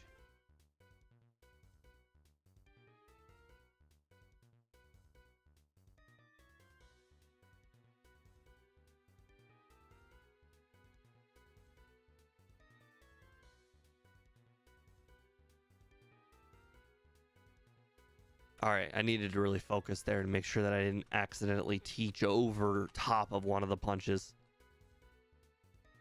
All right, let's get the bike. All right, we do not have the 2 grand for Abra. Now that I think about it, that still sucks. I should have sold something else while I was there. Oops. All right, let's make sure we get 2 grand. All right, sell, headbutt, fury cutter. There we go. Now I got the 2 grand for Abra. All right, so that's not too bad. We didn't waste too much time there. All right, yes, yes, no, yes, no.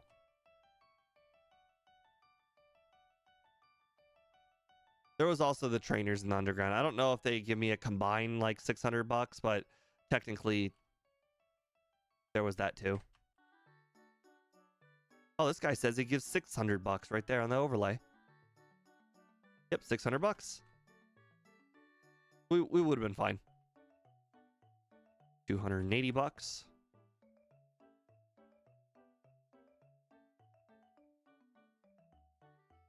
Nightshade over hypnosis, sure. So in theory, we could still technically lose to Whitney.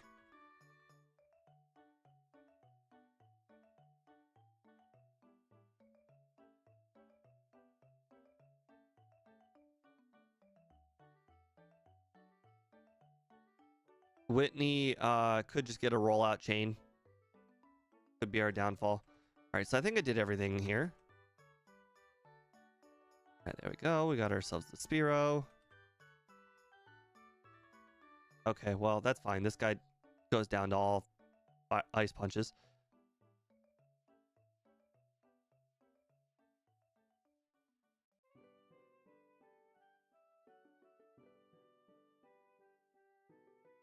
Cool.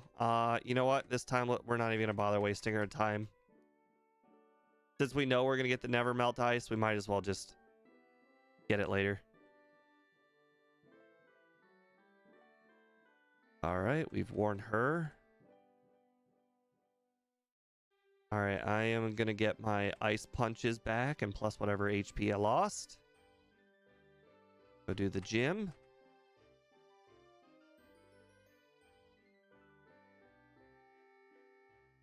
All right.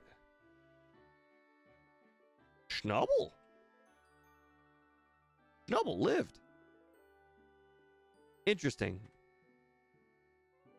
Oh, this is Gen 2 where Nightshade doesn't like just cheat. So actually I couldn't hit. I was like, oh, I could just three-shot the Miltank, but no, I can't do that. Oh, I got a crit. Oh, but it missed. Okay, we're good. We are making great progress compared to the first run.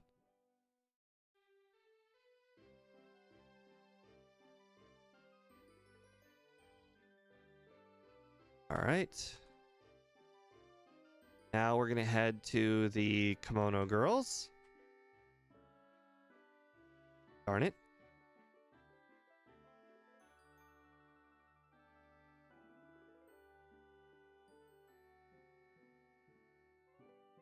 Cool. I'm glad we got around those spinners multiple times. I can't remember the last time I passed both of those guys multiple times.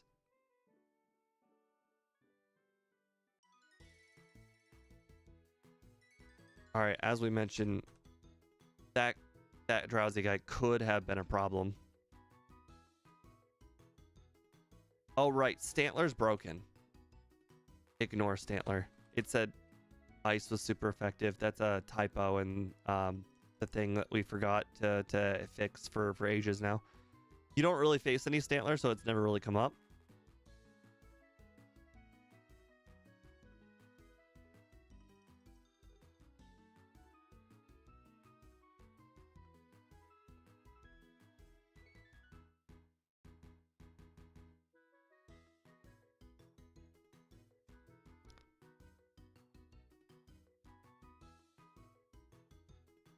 I actually used my overlay to realize that Nightshade would knock it out.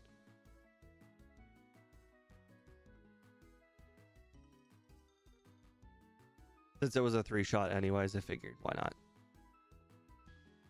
All right, from here, I think Vaporeon's a 1-shot with Thunder Punch. And okay, we'll go ahead and use 1 potion because, you know, we could technically get hit by Thunder Shock off of the Jolteon here. Yep, that would have knocked us out from 3 HP.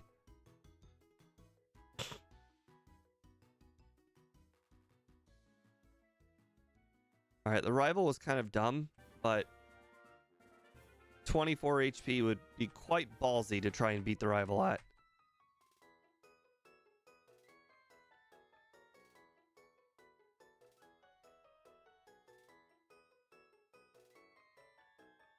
All right, we are a lower level, so Morty might be slightly more difficult. We might not knock out the Haunters like we did last time.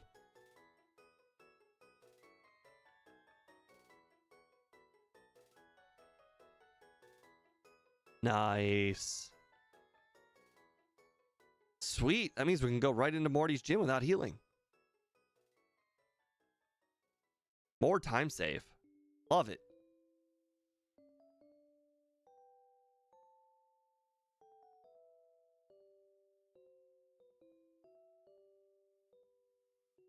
All right, so there really isn't a right move.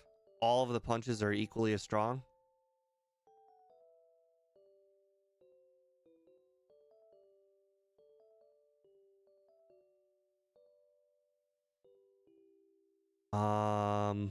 I'm pretty sure we're faster than Morty's Gengar, which, if I recall, has got 65 speed.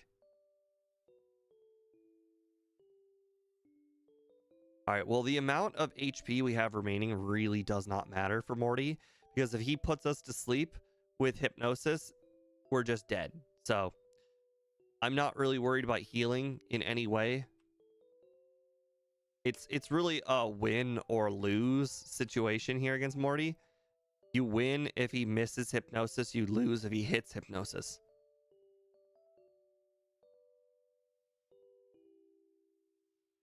Although I am a lower level, so the Haunters might not... Yep, the Haunter could live. Yep. Okay. Oh my god, I got a crit. Nice. Okay, not sure if that last crit mattered. That was definitely a range, but not going to complain about it.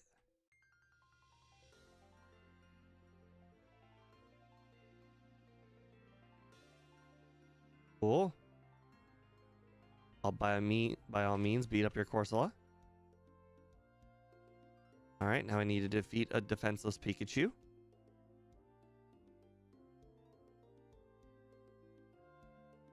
Cool. Now we know Krabby cannot survive any attack, even a very, very weak Ice Punch. So we just have to throw all of our balls at Krabby and hope it works.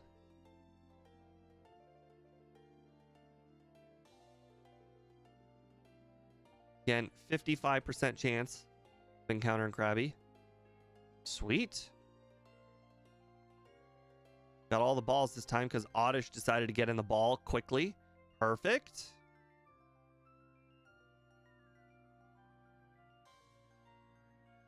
And because I seem to be on a forgetful streak, we'll go ahead and teach it immediately.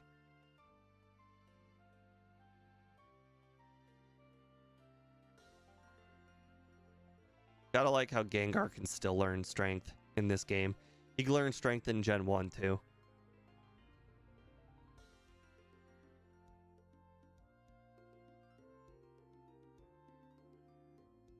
All right, well, that's the last thing we should pretty much buy for the rest of the game, so that's good. Well, no, we still have to buy full restores, but that does not matter even a little bit.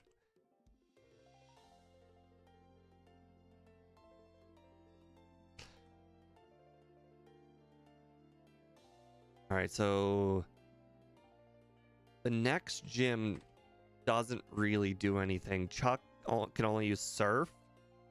So you can go into Chuck with probably, as long as you have more than half your HP for Chuck, I think you'll be fine.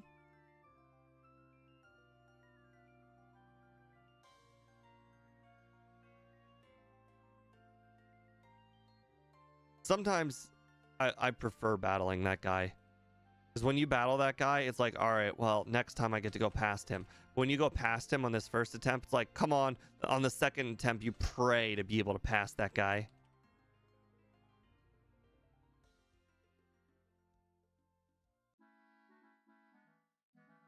Yeah, so you gotta like go diagonal around those girls. If you go straight down, you run into the one girl, and if you go straight left, you run into the other girl. So like you kind of have to diagonal a little bit. What is my favorite Pokemon? Definitely Alakazam, but like Charizard is right up there. I mean, I got a lot of favorites. I know it's kind of not most people's favorites, but I really like Togetic as well. That one's not usually on people's lists. For just about every playthrough when I was a kid, Togetic was my flying Pokemon.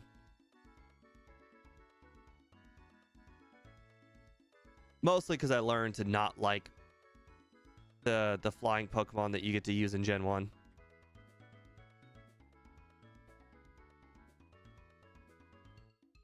Plus, I used I used to like using Metronome on my Togetic. It was always fun.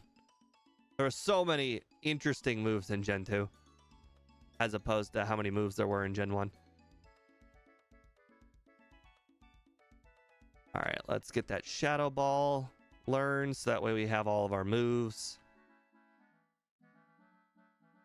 Save, even though I don't really need to. Never know when he could hit like Hypnosis into Surf, Surf, Surf. He's been known to hit Hypnosis before, and he gets one turn of not perishing. See, he went for Hypnosis. He went for it. Save was correct there.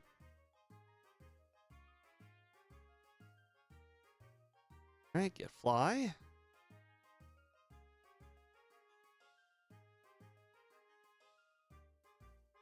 Kenya, move Kenya to slot 2. All right, we're heading to Ekritique.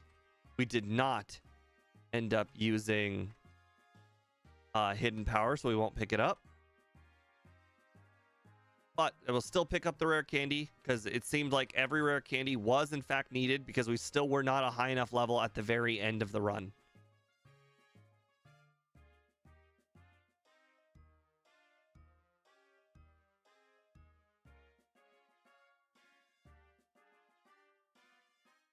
Well, you know our overworlding is much better considering last time we got that bike shop call way sooner.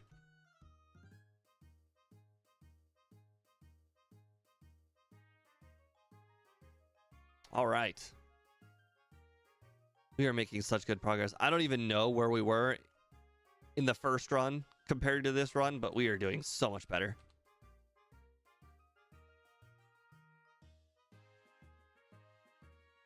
All right, Fly Mahogany.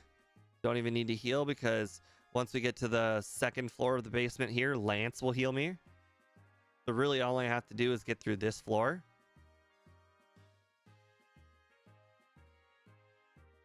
And now that I don't have Hypnosis on my moveset, I should have plenty of PP to make through the whole rocket portion of the game with only having to go and use Ethers 1 time rather than 2 times.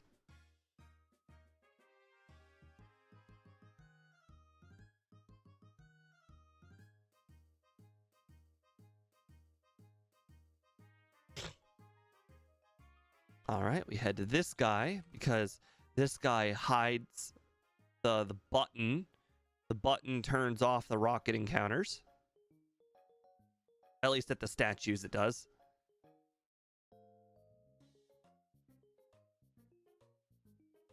It's kind of one of those things that you kind of just learn from watching other people do. Like you would never know that computer did anything unless you were like the really like the guy who just explores everything.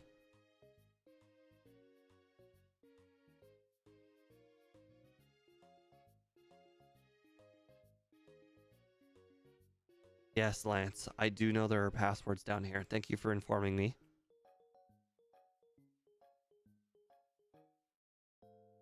I really should use Fire Punch every time I can. Fire Punch is the least used move on my moveset.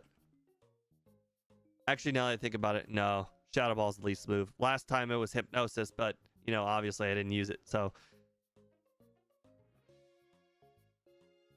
All right. I talked to Eradicate Tail. I talked to the other girl. Hey, I got around that guy. How nice. Don't need that Ultra Ball right over there. Hey, look, I got 19 grand. In theory, I could buy 2 vitamins if I really wanted. I don't want to. The game is very beatable without buying vitamins.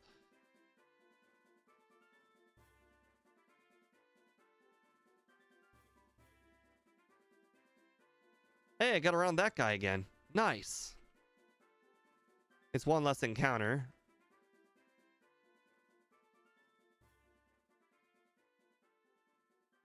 If I'm going to be battling more trainers before the Elite Four, I'd rather them be later trainers than earlier trainers. Oh no, not bite.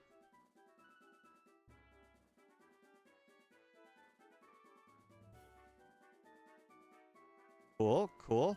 All right, now it's time for the self-destructing electrodes that literally cannot hit me. Not with Sonic Boom, not with self-destruct.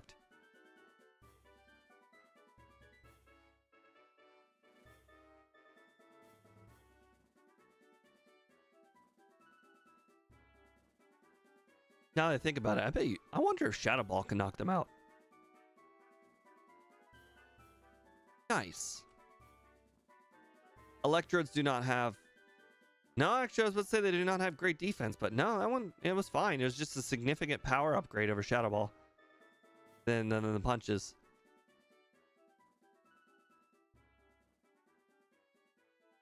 Oops.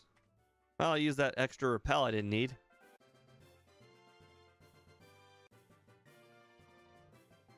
All right, can we make it past Shelter Guy? Nice. All right, well, we have a super effective move for every single... Oh, watch the overlay for Ice Punch.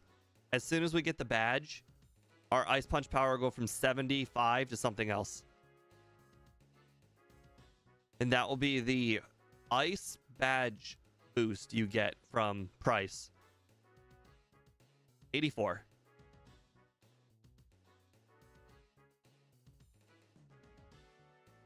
Cool little feature. Very cool little feature.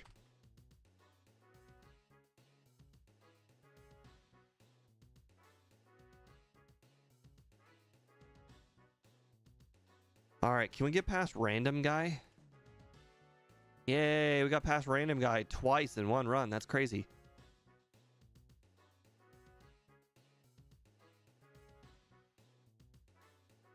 All right, we do not need to heal. Last time we healed, we didn't need to. I think it's a one-shot sweep. Steelix might have been a two-shot.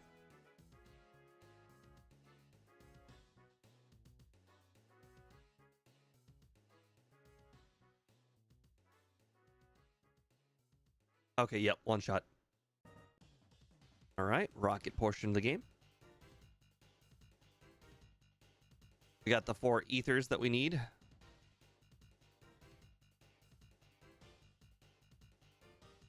All right, so moral of the story here with this rocket portion is try and use as many Shadow Balls and Fire Punches as I can. Because a lot of Pokemon resist it, and if a Pokemon doesn't resist it, I really should use it. Save the Ice Punches and the Thunder Punches for the matchups that really matter. Hello, Jigglypuff.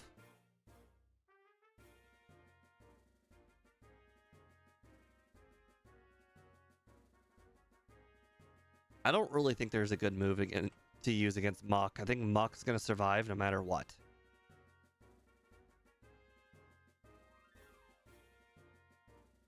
But last time it survived a punch, so this time I'll try Shadow Ball to see.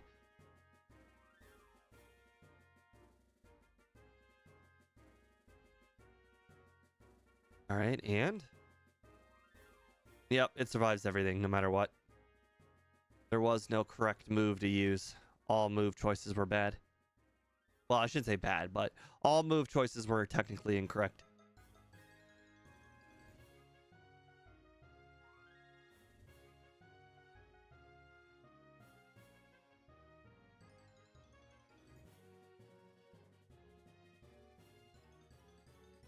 All right. At some point, I will have to start doing extra trainers. I need to make up 2 levels. One, because I'm not going to have a candy. I'm not going to have the candy from the Whirl Islands because the Whirl Islands are going to be dark now that I don't have Flash. And the other one is going to be because I plan on using less candies before Karen. So I need to make up 2 levels of training. So I think what I'm going to do to make up those 2 levels of training is I will do the trainers east of east or Mahogany, and then the trainers south of the league.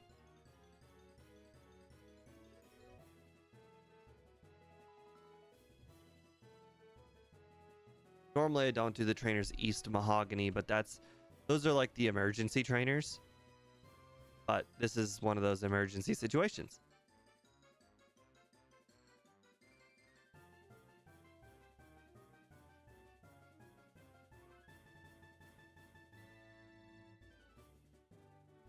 All right, I've kind of evenly used my moves, so that's good. Do not need to PP up before the rivals, so that's good.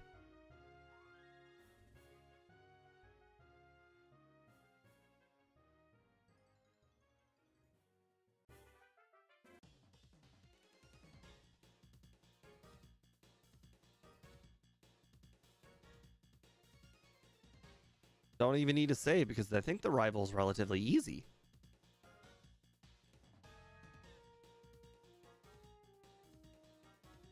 Sneasel, nice. Yeah, now that I have Shadow Ball, every one of them should be a one-shot because last time the Haunter survived an attack, but this time I have Shadow Ball.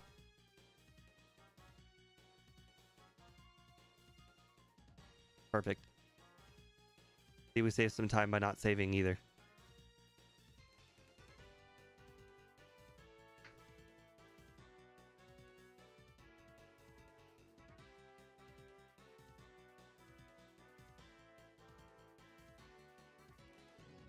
All right, I still don't think there's a right move, but I think Shadow Ball did the most damage of all the choices, so I went with Shadow Ball.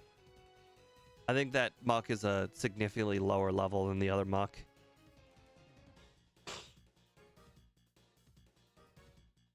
I still have 4 super potions, so I do not need to pick up the max potion here. Darn it, should have went with Shadow Ball.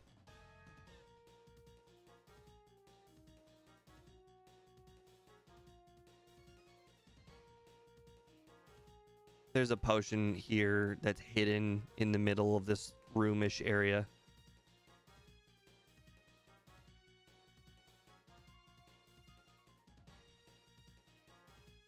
All right, at some point I need to start using some of these 7 Shadow Balls.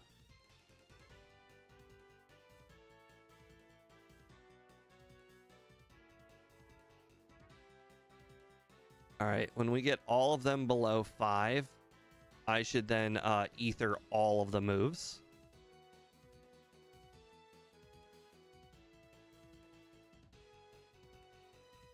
Cool, cool. They're all at 5 now. Ether only does 10, so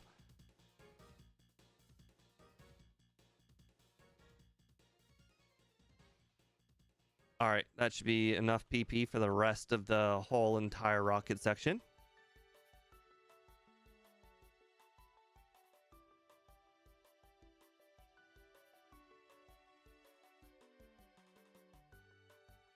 There's a max ether right over there, but I don't need it.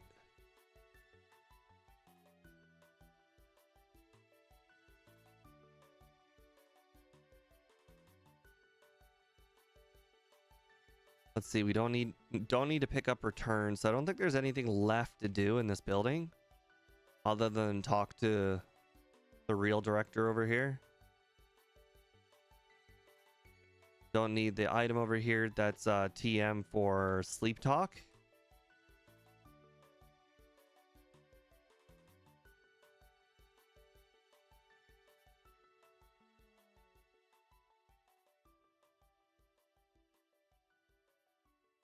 All right. All right, used up some of them fire punches. I should probably be able to go ice punch mostly from here on out. There's only a few trainers left. This guy's Golbat is a very high level. Shockingly, a lot of Pokemon do not knock that Golbat out in one hit, even with a super effective move. But obviously our stat is real high. Our special attack stat probably accounts for why we were able to knock it out so easily. All right, the Houndoom here survives the Thunder Punch.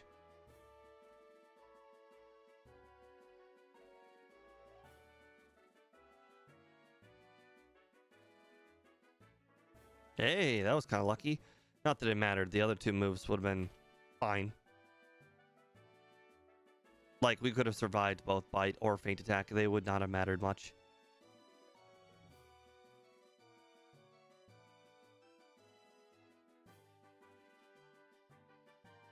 Almost Force of Habit picked up the pink bow, but we did not. All right, as I mentioned, we will be doing the trainers over here to make up for the 2 levels of time we were about to well, I shouldn't say save, but 2 levels that we didn't get.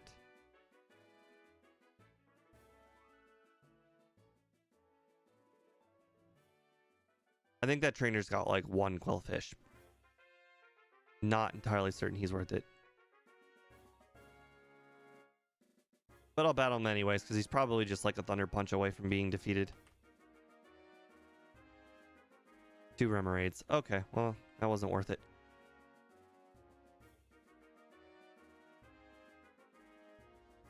There's another one over at the top of this area. I also forget what he has. I swear he's got 1 Pokemon.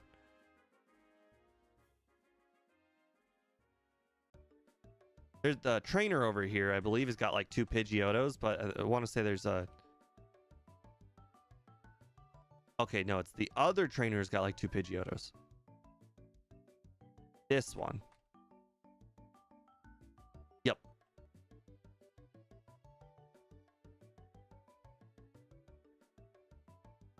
All right, we do not need to heal the moment we get into the next city. We can just go right for the gym. Just make sure that I pick up the Never Melt Ice while I'm in here, because the only thing that survives a single hit is the Kingdra.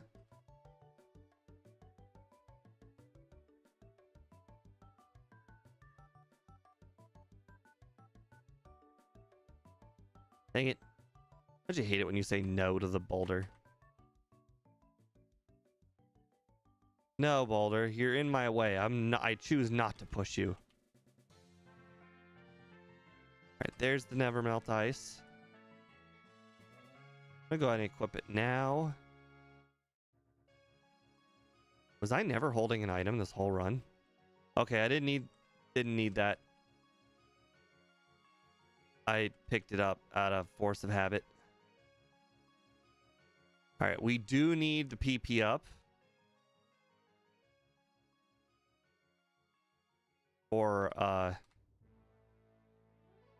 For dynamic punches.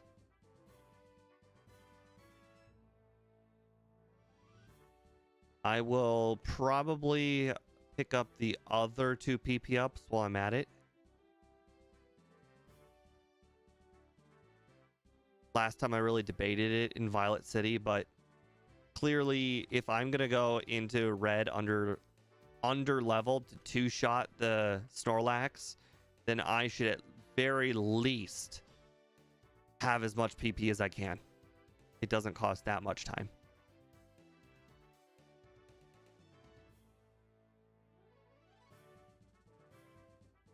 All right, I'm also going to do the extra trainer over here. It's 1 Dragonair, which is an okay amount of XP.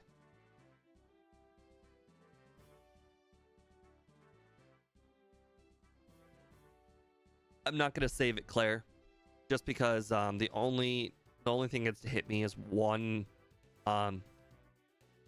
attack from Kingdra. And I'm not sure if Smokescreen can hit a ghost, but it probably can, but I'll take it.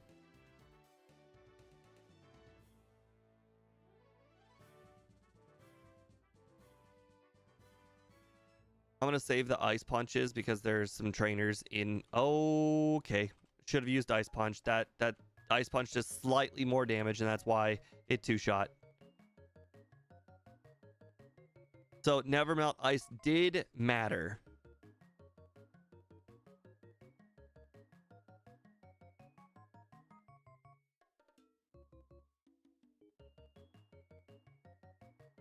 All right, this trainer is one of the reasons why I was going to keep Ice Punch. There's another trainer just south of this in the water. Oh, that's the rival. Darn it. That's the end of the game.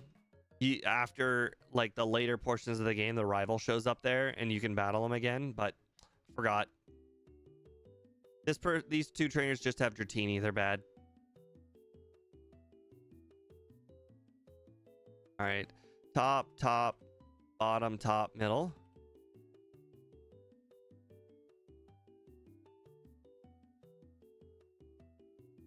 All right. She'll hand me the fake TM24. Not Thunderbolt. That's why it's fake. Gengar can learn Thunderbolt. I would have preferred the real TM24. All right, let's go ahead and teach that waterfall. Well, my bag is still in the move learning area. So this is where I made a mistake last time. I picked up that Pokeball right there, which was the Dragon Fang. Doesn't work in this game.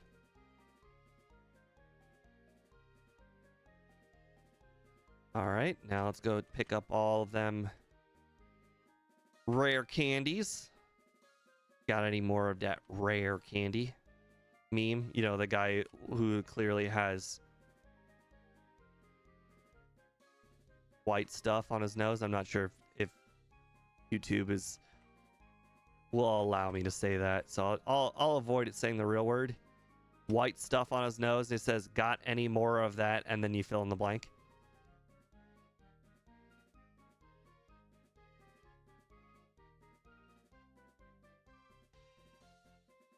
All right, top waterfall already.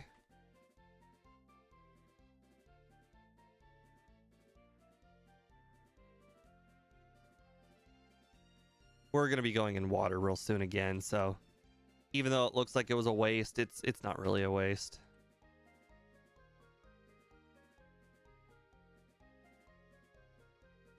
See. All right. Okay. I should. Oh, right. There's a heal house around here somewhere. I was going to say, I didn't leave myself very much PP'd about all these trainers.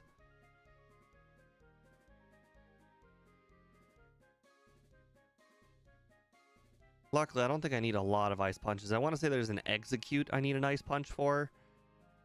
No, actually, I could use a fire punch on that too. There's like 3 Starmies around here, but I got a Shadow Ball for all of them.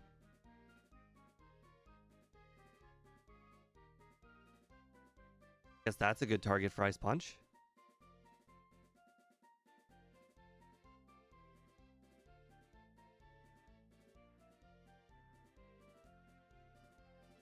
I think we'll ignore Sandshrew Trainer. Oh, okay. Well, force a habit. We'll ignore Sandshrew Trainer. All right, Farfetch Trainer. Farfetch Trainer blocks the TM. Oh crap, that was wrong. That. Ooh. Oh my. Okay, well, I got a lot of healing items. I should have been paying attention. You used Shadow Ball on a Pokemon that I shouldn't have.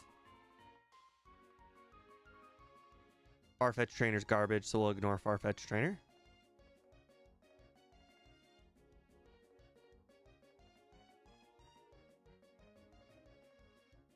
Yeah, I didn't think that'd knock out Nidoqueen, but luckily Nidoqueen couldn't really do anything to us. I think I'll ignore Quillfish Trainer. I don't like Quillfish Trainer. Oh, come on! I was just about to re-enable it, but my finger was caught on the down button. Yeah, Quillfish Trainer sucks.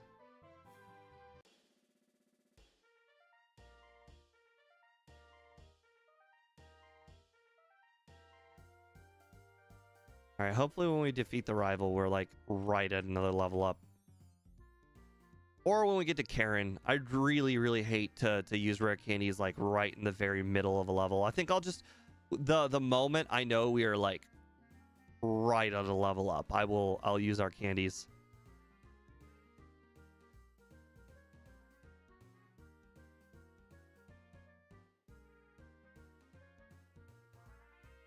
Oops.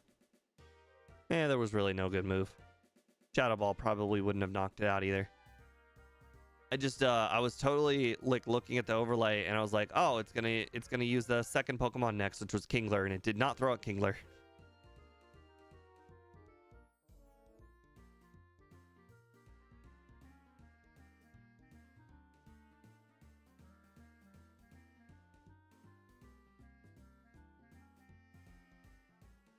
I don't need the next full the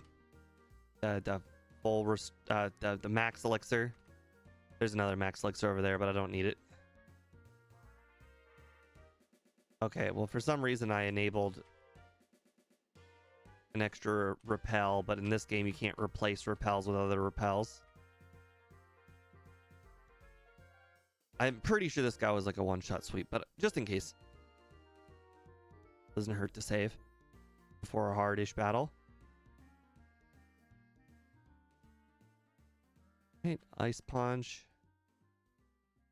That Golbat's the same level as the trainer in the rocket portion. They're both level 36. That just goes to show you how high a level that Golbat trainer is.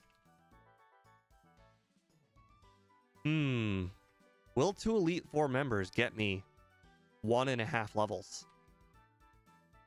Probably unlikely. I'll probably have to use the rare candies after Will.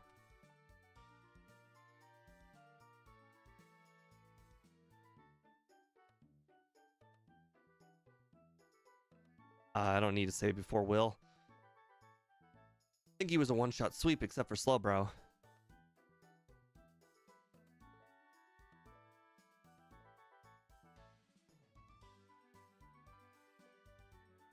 All right, so Will gives me 7,500 XP. We'll use that as like a gauge for the next trainer. For Bruno. That was a critical hit psychic. Wow. All right, 7,500. Okay, we'll get another level. We want that. All right, full restore. Go ahead and save just in case. Even though I once again think it will be almost a sweep. I think one Pokemon can hit me. All right, so 6,700 for this for Koga.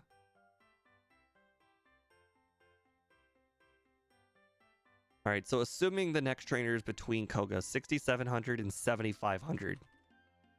Oops.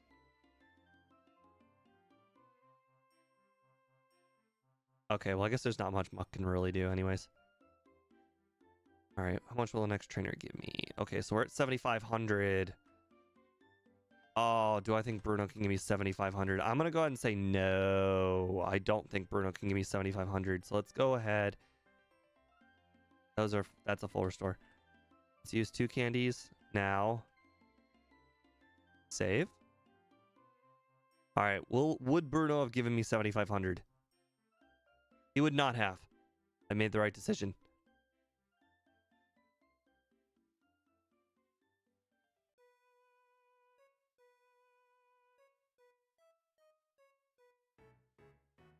Shadow Ball, because Hitmonlee's got such low defense. Hitmonchan also has lowish defense.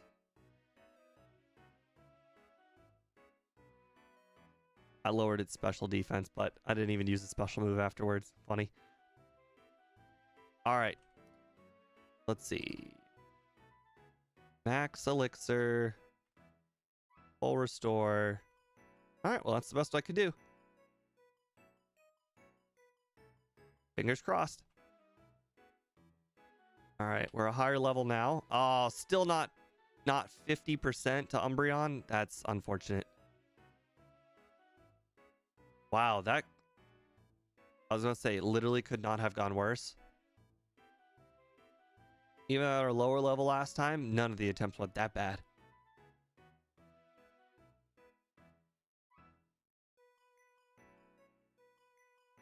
All right, now Murkrow? Okay, interesting. All right, now the one where we really couldn't afford to miss. Yeah. There was the chance to miss because of sand attack. Feels bad. We got a miss on the one Pokemon really, really could not afford to miss on.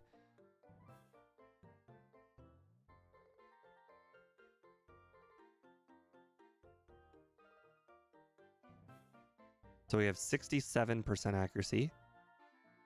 Good. And I got a miss.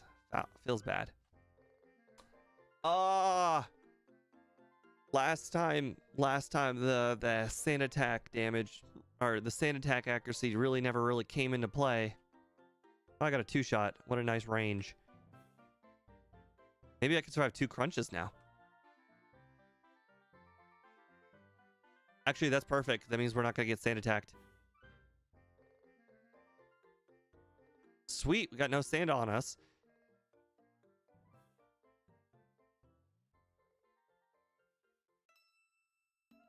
Okay, I'll take 2 resets. Not too bad. So last time we finished the Elite Four at 107. So when we defeat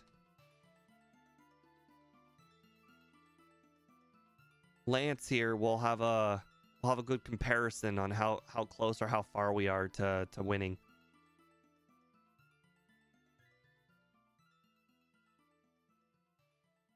All right. Dragonite. Last time I accidentally used Ice Punch on Charizard. That was like the only mistake. For some reason, he didn't go all 3 Dragonites in a row. All right, now Charizard's coming next.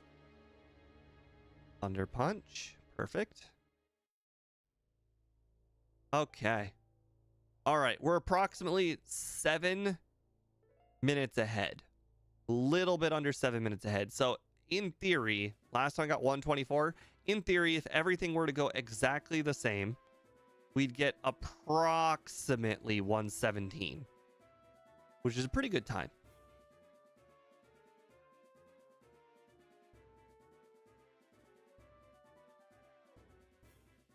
Considering how bad the start is.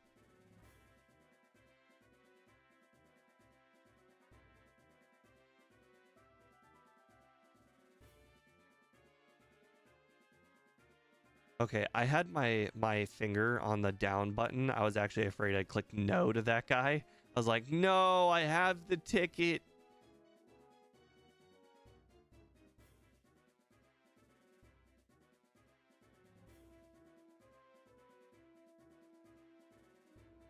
Hello, Psyduck.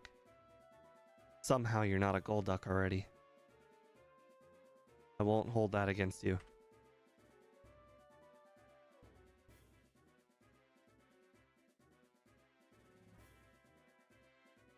That was quite a kerfuffle.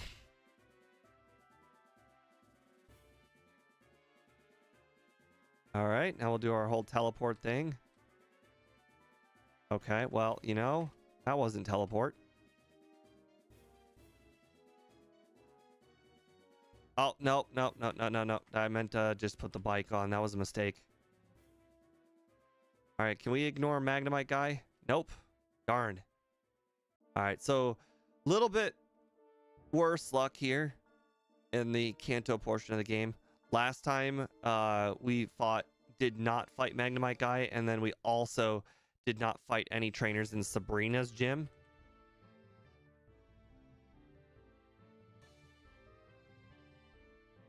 Which was pretty lucky.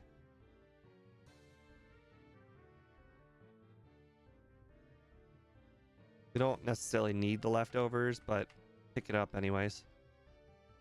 All right, so we got all 3 PP ups now. Those are all for Dynamic Punch.